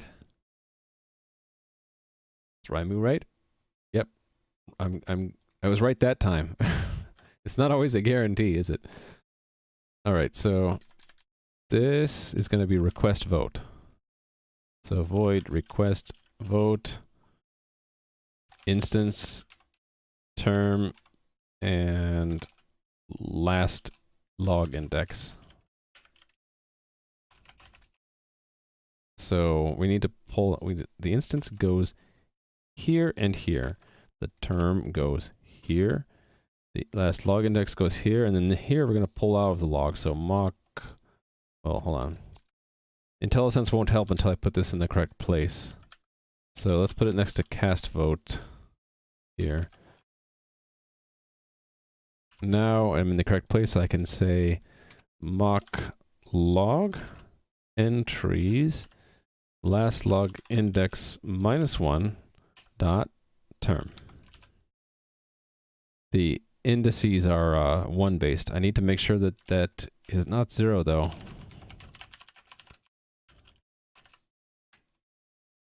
If it's 0, then we just put a 0 there. Which means that there is no log. Alright, so request vote. Let's make sure that that worked.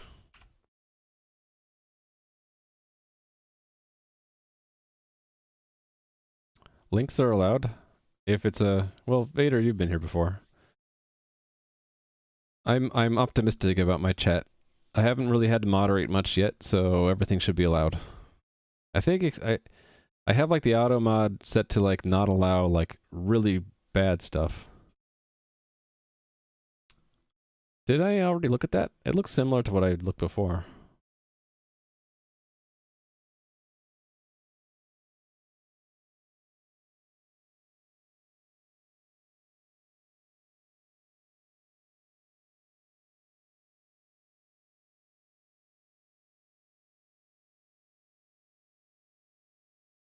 Hold on, I'm trying to understand this. If is valid.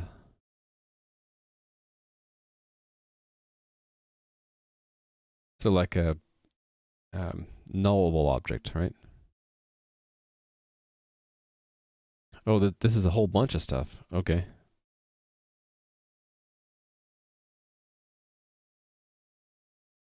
I see, I see. So this would be my study table for when I want to move forward. What happened here? Uh-oh. It's not done yet. Someone's got to fill that in. I have a chuckle whenever I see a document and it's not done yet. That's cool though. Thank you for that. I will keep that around.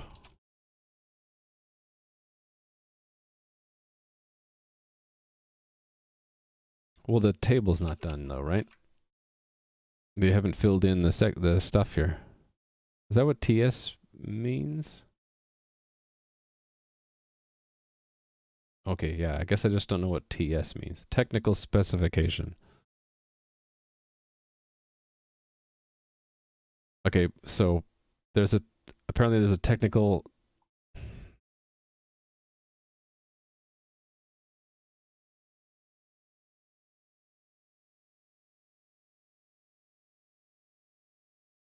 So there should be a specification for each one of these, but there's just no body here. That's what I meant by it. Like, this is not finished. Someone should at least put a link in here to the spec, if there is one.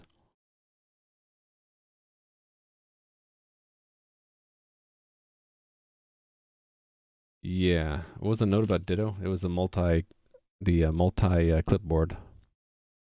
But then was it bug found that said that if the latest version of Windows has it if you do Windows key V? Yeah. A friend of mine used something a long time ago that had multi-clipboard. I just don't remember what it was. All right, I ran that, right? And that passed, so we're good to continue? Yes, okay. So we're looking for this kind of a thing here, right? Aha, here we go. Request vote. 2, 3, 1.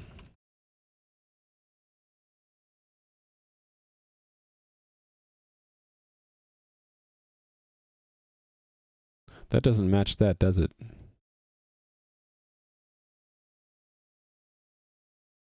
I don't think it matters. So, well, actually, let's just check, double check. That should still pass that one test. Receive vote request. When our log term is greater. No, it failed it. So that is particular. So I need to what? Make that a 1? Or is that test just broken? I think the test is broken.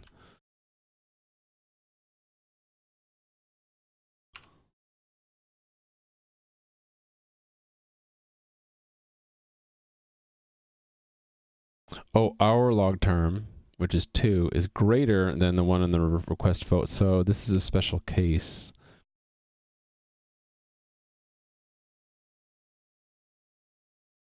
I guess I can make an overload.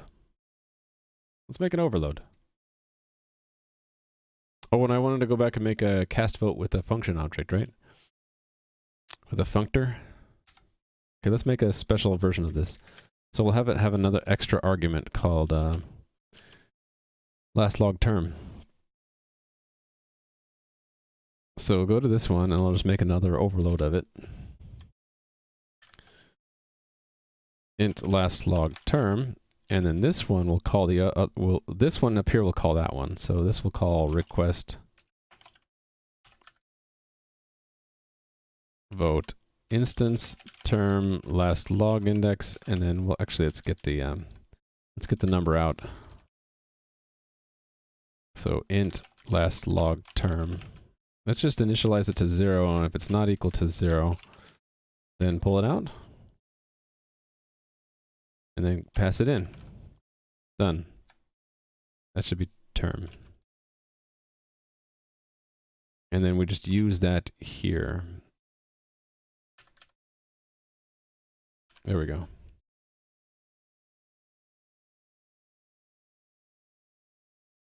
Currently, most new features that are coming to C++ are first created inside a technical specification. Paper collects multiple papers. Yeah, I like to read some of those. They're interesting reads. They talk about like what the problem is, what are some approaches people have tried, and then some debate within the community. So it's kind of interesting read. You kind of lose some of that when it gets merged back into the standard, right? It's totally fine. I like to talk about C++ especially, or like any of the language stuff. I like to read white papers. It's like, you know, you saw when I was doing Raft implementation, I really thoroughly enjoyed reading the Raft white paper and the PhD thesis on it, which, by the way, you can find there. Mailing list? Yeah, that's the working group, right? Yeah. I should probably just subscribe to that. I don't get enough fun email these days. Another one I was going to subscribe to was there's a working group for ECMA script, right? The JavaScript. They have a similar thing now, where they have like a working group talking about what they're going to add to JavaScript. That's a fun one too. All right, so request. Oh, let's see if that makes that pass again now. No. Dagnabbit.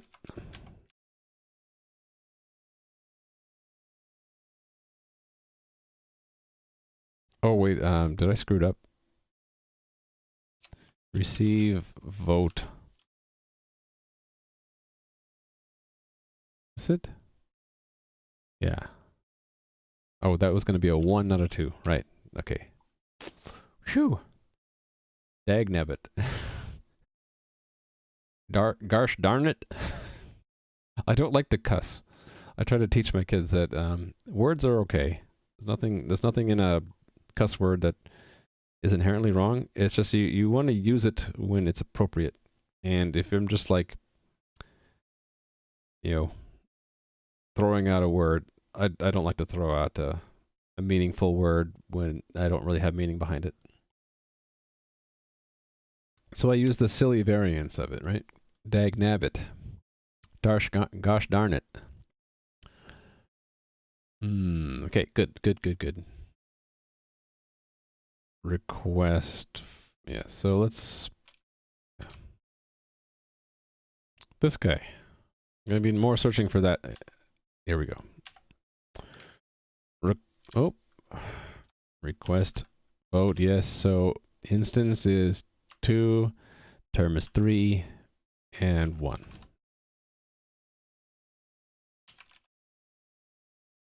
Okay.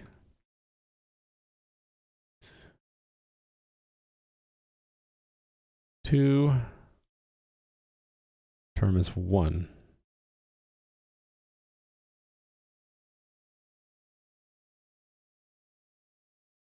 And then we vote again. No, this is receive vote request when same term already voted for another. Wait a minute.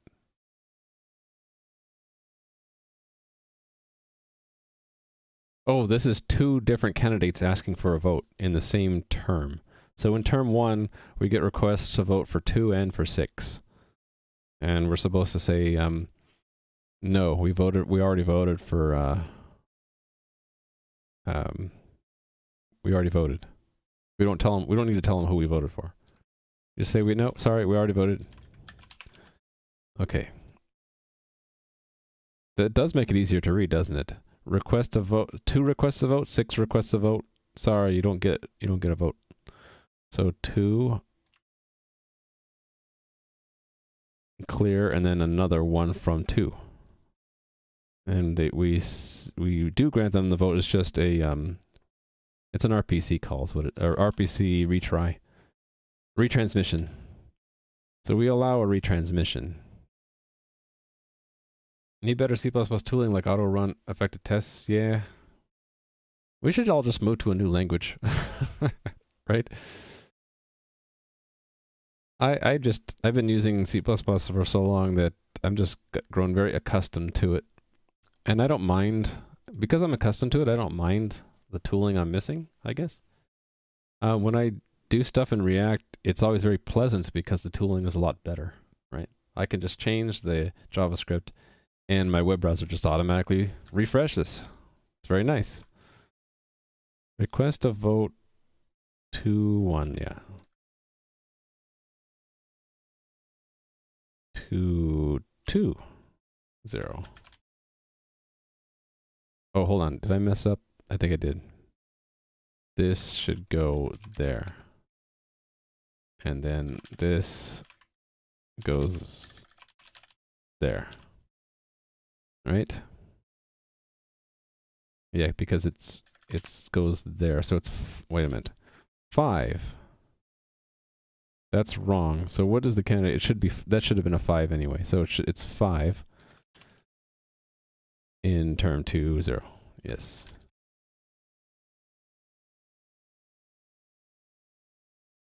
All right, so here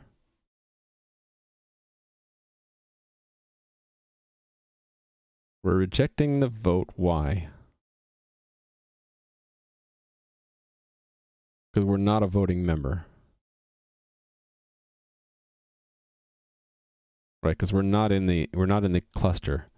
So we should not send any message, but we will update our term number to match the term number. Okay, got it. Shouldn't I say that? Reject, it's not reject the votes, it's ignore vote request. Or don't vote. Do not vote, but update term from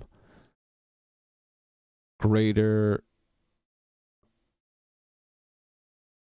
from vote request greater term when not voting member. There we go. I like that name better. All right, so this one actually does reject. So this is one from 2200, yes. We reject the vote because why? Why are we rejecting the vote? We're in term 1.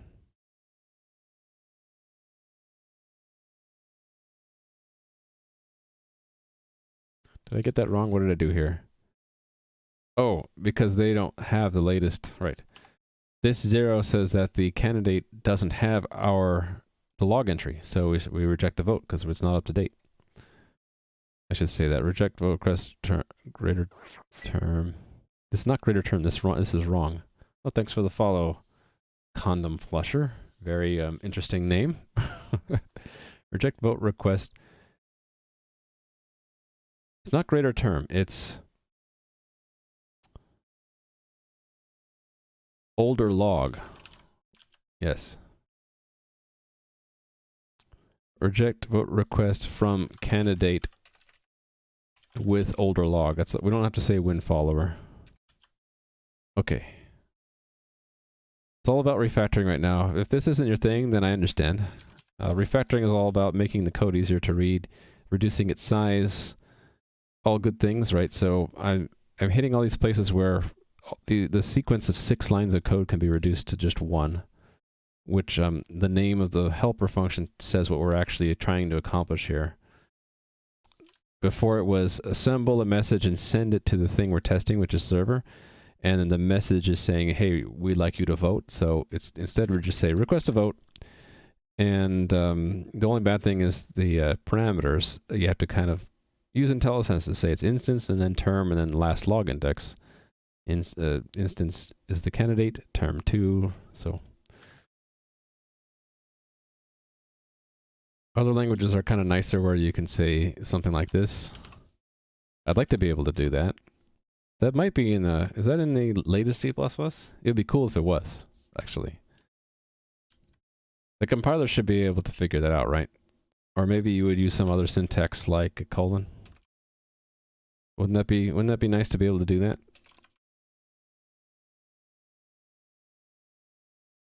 Yeah, see, it doesn't understand. But what I would like it to do is say, oh, well, that function takes these parameters, or really it's this one, takes these parameters with those names, and so if I actually use those names here, it would just be sugar, syntactic sugar for the human reader to understand what we're doing. Okay, I don't need that, right? And oh, okay, I missed a few places. I don't need those weights anymore. Those are built in. I missed a lot of them.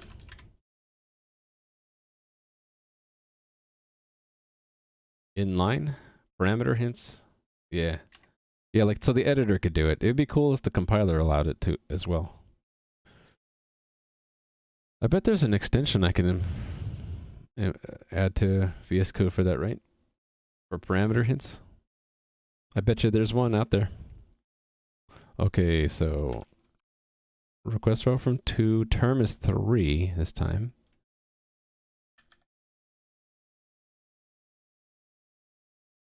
And here we go. So this is 2, 2. There's a lot of these.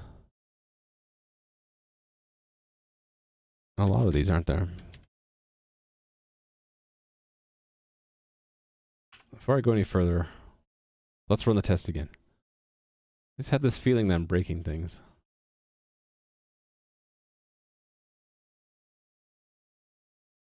What is your verdict? Verdict is green. Green is good. We continue. Ha ha ha ha. So 2, 2, 0, 0.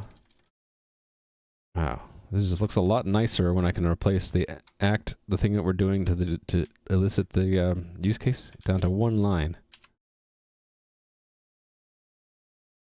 Oh, wait a minute. I'm hitting stuff I shouldn't be.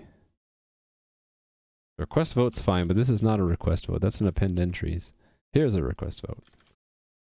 Gotta be careful. So term 3 here.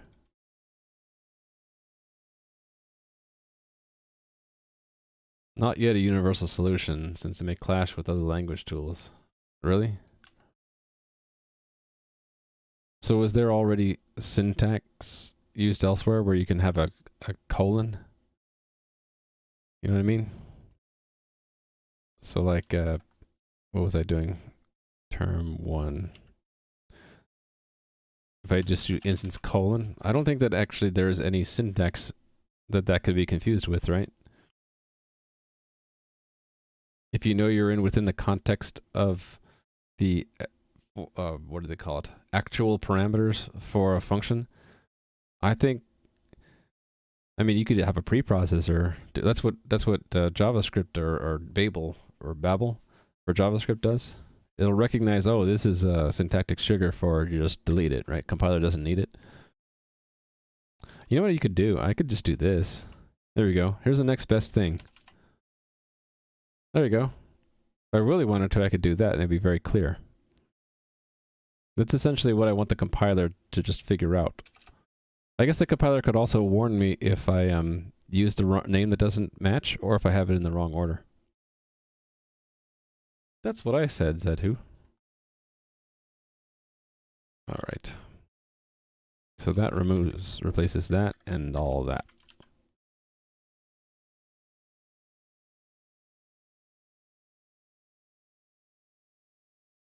Request vote 2 term 1.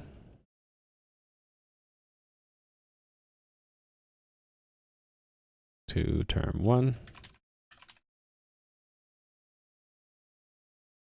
to term 5. So I changed up my numbers a lot to try trying different values can help shake things up. You might have a bug where if it's term 1, then it just happens to work, but then your test that use term 5 won't work. You know, just when I think I'm going to be hitting the last one, there's more. Oh, wait a minute, that's 0, right?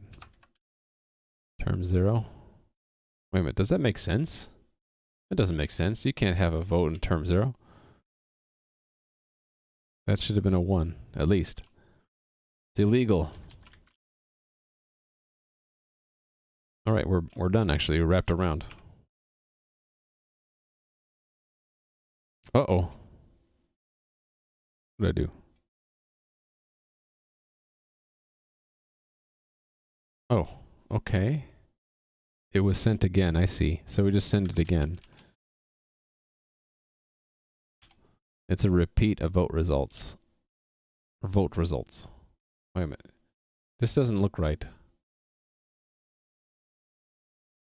Vote results, not vote.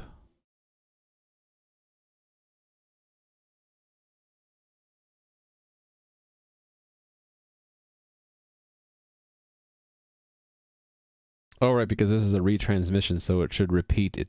Yeah, okay, I get it. It's repeating what voted cast because it crashed and you restarted and it picks up from persistent storage where it left off.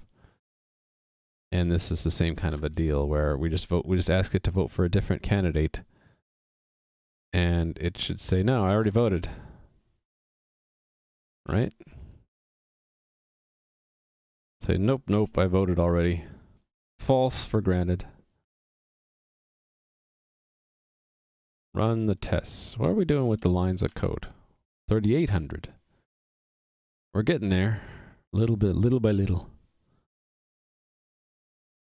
Append entries might be next. How much more of this can I stand before I need to take a break, though? I don't know. There's just a lot of tests. A lot easier to read now. That's good.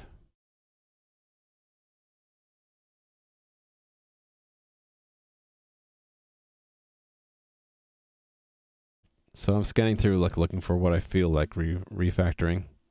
But I'm getting kind of tired. How long have I been going?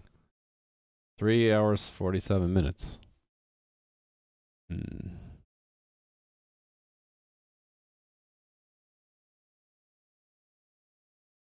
You know, another way I could break this up is I could collect the tests together which have to do with the election process, put that in one file, take the test cases that have to do with log replication, put that in a second file, etc., and then at least pass the hard requirement that the file be no longer than the thing we're testing. But it's just testing different aspects of it, you could say.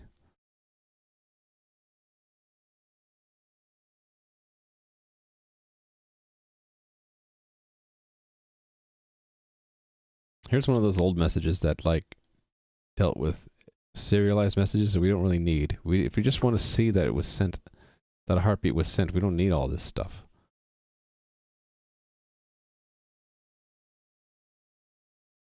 Actually, is this even used? It's used there. It's irrelevant, though. Why do we even care? This is all irrelevant, isn't it? Who cares how it's serialized? It's showing up. Yeah.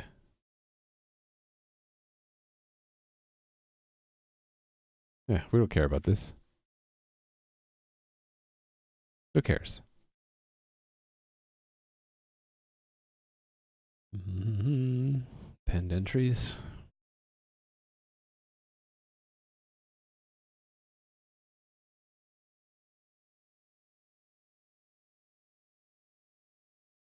Receiving first heartbeat as follower, same term.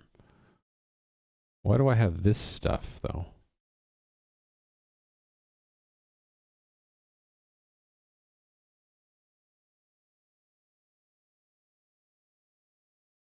This seems like it should be in a different place. Is this ever used? Is this used elsewhere? Let's see.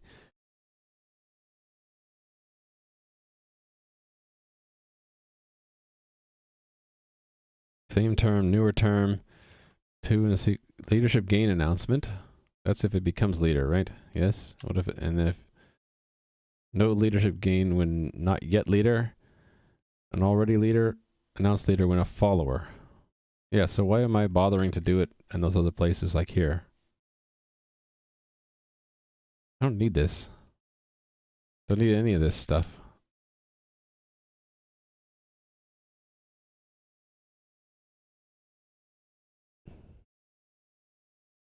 Yeah.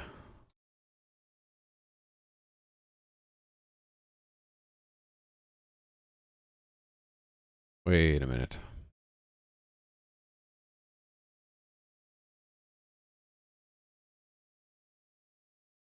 Oh, it was getting right. Okay, I know why.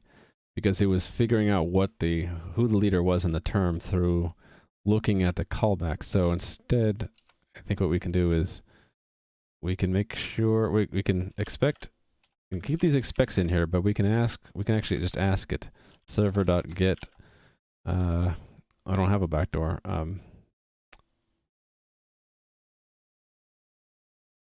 I guess I can add one. Cluster leader ID. This one I have, I think, though, right? Server.get. No, it wasn't through there. It was through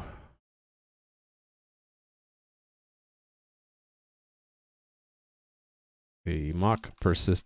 Hold on. New term should show up in the mock persistent state variables current term.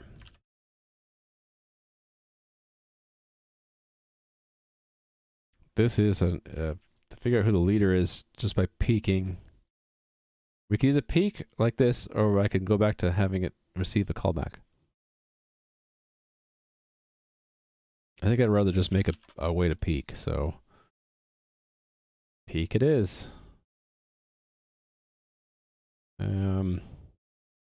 Wait a minute. Yes, here. So we had a bunch of peek functions, right? These ones. Get next index, get match index, get commit index, set.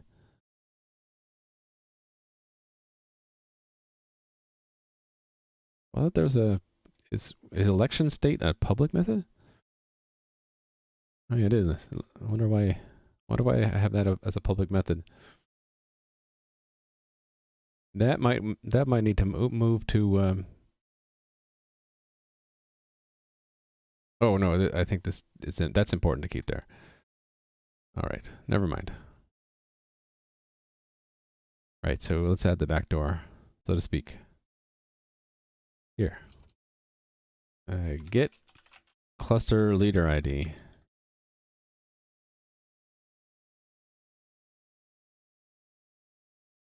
I guess we'll reserve 0 for if there is no leader yet. This is returned if the cluster leader is unknown. Return the unique identifier of the server leading the cluster. This is returned.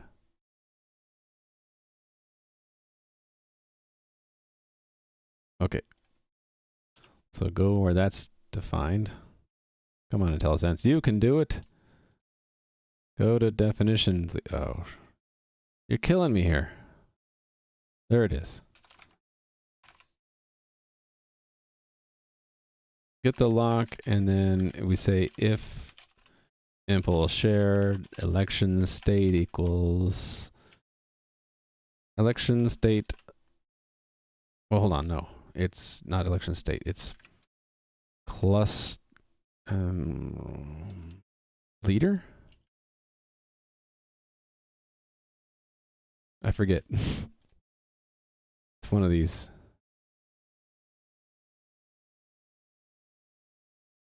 This term leader announced.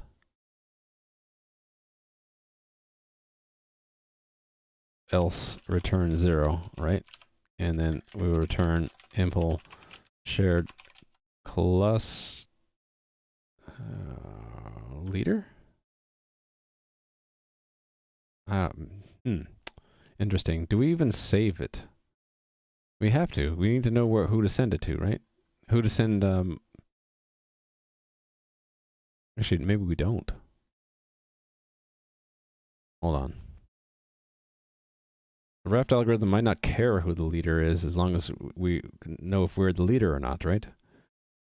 How about us on receive append entries? That's where we revert to follower and say who the leader is, right?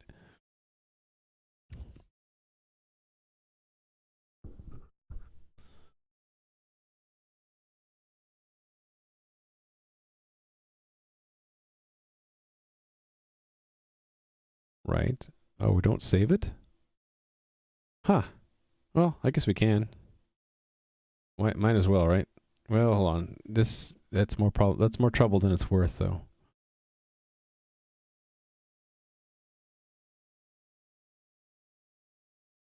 Maybe not too bad.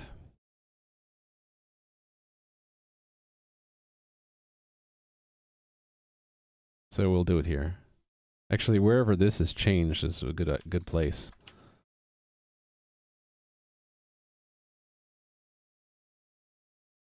Yes. Okay.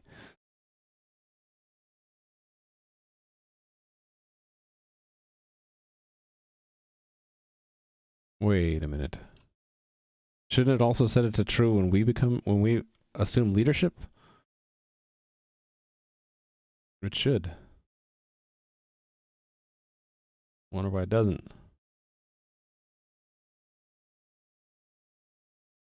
When is this actually used?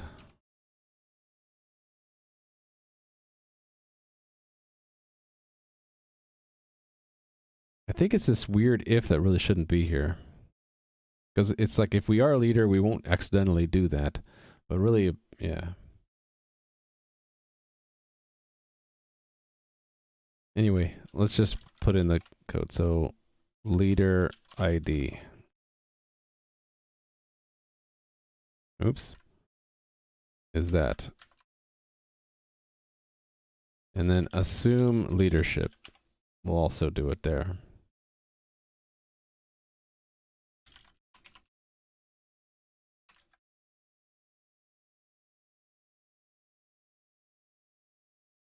Yeah, I think I really should do this. This term leader announced true. It's announced if we're assuming leadership, right? And then where it's set to false, that doesn't matter. We don't need to reset it, do we? Let's just make this leader ID. We'll put it here.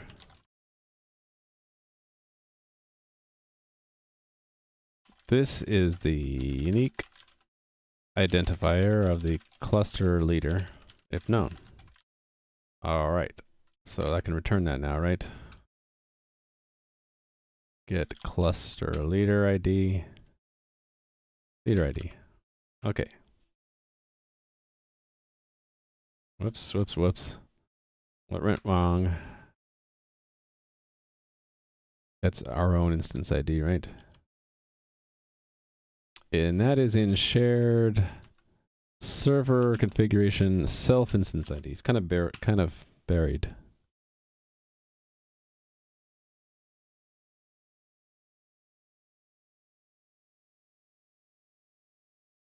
Okay. Run all the tests.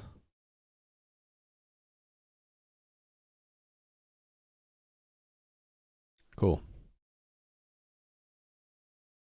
So that cut that message down, that test down a bit. And the same thing here, right? So we can do the same kind of trick. Cut all this code. And then we don't need that.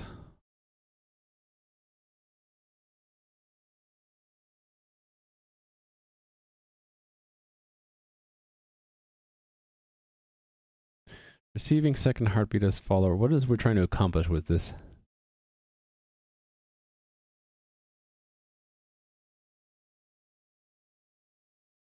Receive a second heartbeat. So what should happen? I don't know. I think this is bogus. This test is bogus. I guess it's saying we won't announce the leadership again.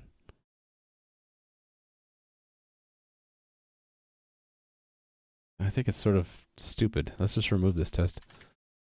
Newer term. Okay. We're removing this because we don't need it. And it's the same kind of stuff here.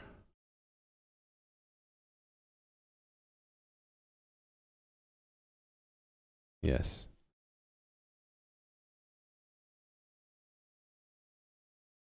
Yeah, and again, I think this is silly. Why do we even care to do it a second time? I lost where I was. Yeah, this one. Why do I need this? I don't need it. Receiving 2 heartbeats as follow are sequential terms. Okay, yeah. We can reduce this again. And just use this assert. We don't need that. We just use second term and second leader ID.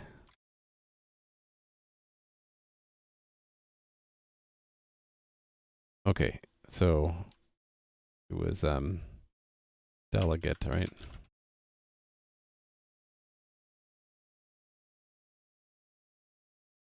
Set leadership change delegate. I want to see where we might call this. We don't care. Actually, we do want all of those. Okay, let's keep it. Keep it. I think I'm gonna wrap up the stream soon because it's been 4 hours and I can only take so much refactoring and then I need to take a break. Plus it's 3 p.m. Pacific, so might be a good stopping point. I think we'll call it here. Let's check in and then I'll host someone and we'll continue tomorrow. I think what I'll do tomorrow,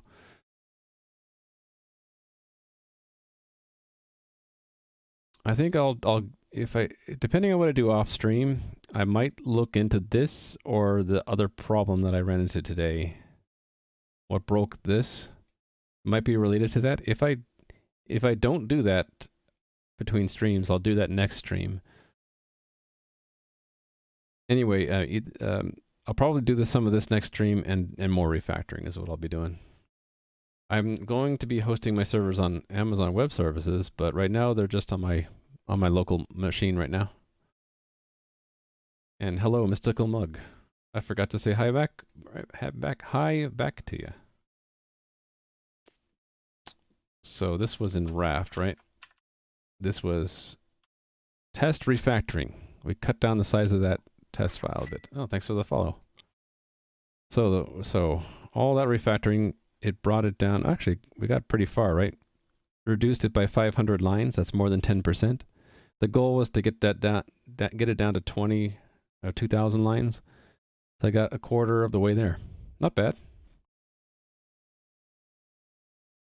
And this was to help a backdoor way into checking side effects. Okay, so we're going to call this refactoring.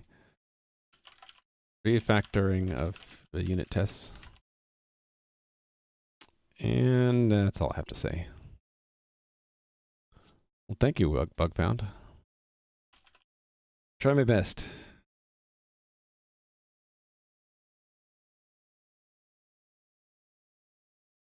Okay. I think I'm in good shape. Before I go, I will run the cluster one more time. And oh, what happened here? Did I not check in everything? Uh-oh. Did I not include something in that last commit?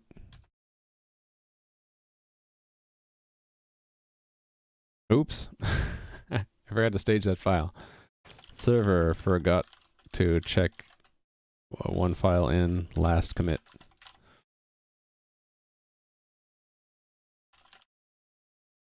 Am I planning on covering server costs with a fixed fee? I don't know about that. Because I was really planning to use the cloud service, and those tend to charge by how much they're used. If I were to do my implementation on a fixed cost server,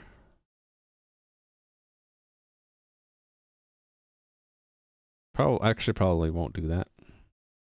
I don't know. I haven't figured that stuff out. That's still a ways away. And I don't have much experience in it yet. Sorry. I don't really know. Don't really know right now. I'll probably find out in a couple months. I'll have a better idea. But yeah, on Amazon Web Services, you pay for as little or as much as you actually use. So, like, if the question is more like, how much am I going to accept in terms of costs versus how much I might get back from hosting my game, it depends on how well the game is catching on. I'll have to, of course, have to shut it down after a while if it just keeps costing money and no one's playing it. But I'm hoping to get it to where the optional features that I want to put in the game that people might pay for, hopefully get it to where that the server costs are covered by it. And really don't know what those costs are yet. I can only make guesses based off of what I've seen other people pay, and it could be in the hundreds or thousands of dollars depending on how big. I guess I would aim for something smaller, so in the hundreds per month. Struggling to make sense of planning for server costs? I think it comes down to finding out what other people can do who have researched cost-effective ways. So people have blogs, right? They talk about what they've been able to do as far as getting their infrastructure cost-effective, and then how much they actually end up paying. Just asking around. I'd be hesitant to just trust what like Amazon Web Services says, because they could say, yeah, you get all these features, so it's worth this money, and you might be overpaying. Who knows?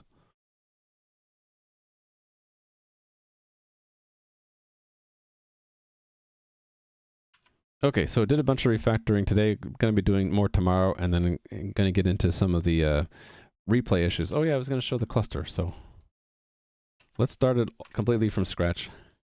So, just to explain what I'm doing, I should probably do this every time I wrap up. Yeah, don't go yet. Let me give you an overview of what I do. So I've been streaming since June and sort of making stuff from scratch, which is fun for me. I made a web server in about a couple months, and decided I was going to make a multiplayer game with those pieces that I made. It's not yet playable, but it should be in, I don't know, a couple months from now. It won't be fun at first, but that's because there won't be any content, and I'll be adding content when I can.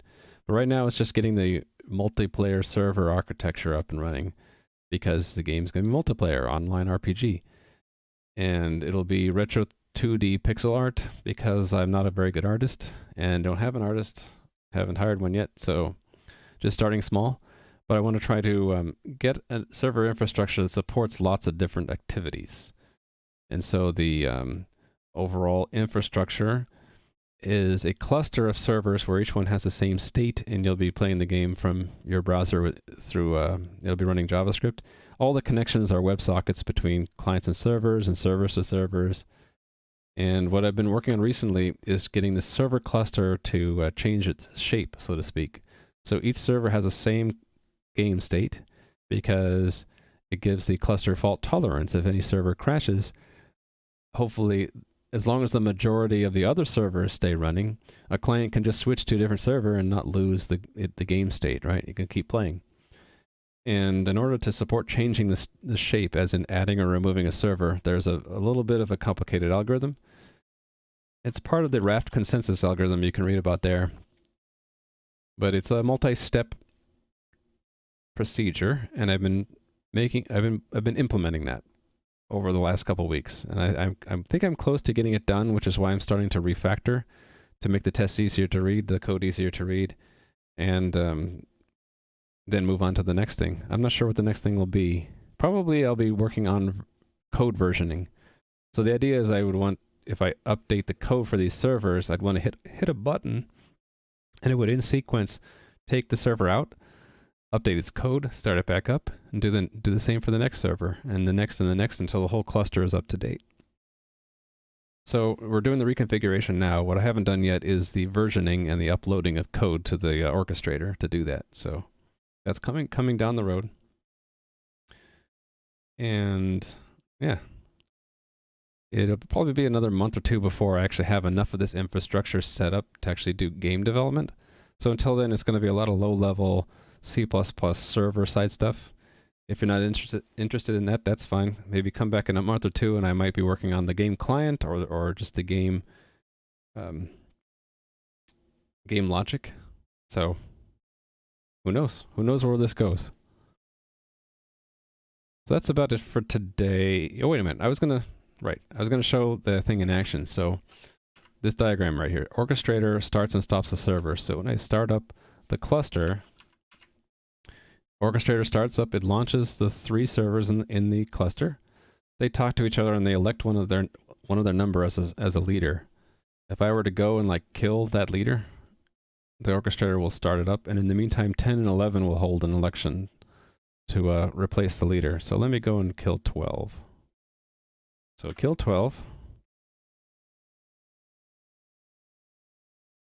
So here you can see that 12 died. The orchestrator relaunched 12. In the meantime, server 10 took over as leader. Now I could actually go and kill, let's say 11, which isn't a leader. A somewhat less dramatic sequence happens, where it says, oh, 11 died. Let me restart 11.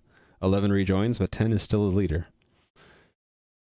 And I have an admin console, which will let me, this is what I want to be using to modify, to update the game. So it's really crappy right now because I don't have a style sheet, but it actually connects and it says, oh, 10 is a leader, we're in turn 2, and if I wanted to, I could upload a configuration where we add another server, right?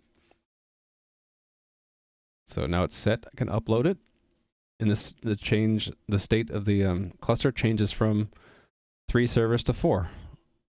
The orchestrator launches server 13 right here, and then it goes through this multi-step process. Right now there's a little bit of a bug where it does some of the steps twice.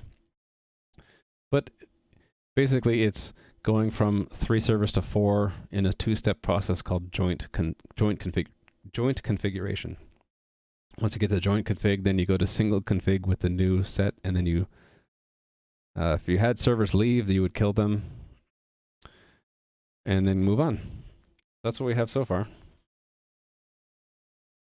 Yeah, I know, my voice is getting sore and I'm hungry, so I'm gonna wrap up now that I kind of showed the state of things. Not much game there, but a lot of back-end infrastructure we're building up. So yeah, hope you enjoyed. I'm just peeking off stream to see who we can host.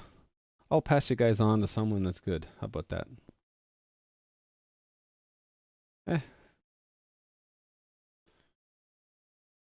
Who should we host?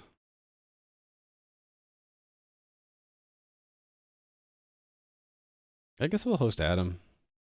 Hope you guys don't mind. I like watching Adam stream really a lot. I learn a lot of stuff from him, so let me just check to make sure he's still going. He is. We're gonna go host Adam and say hi to him. Let me get set up to do that. Thing is, like, I still don't have quite the optimal setup here to like quickly and seamlessly transition the stream over.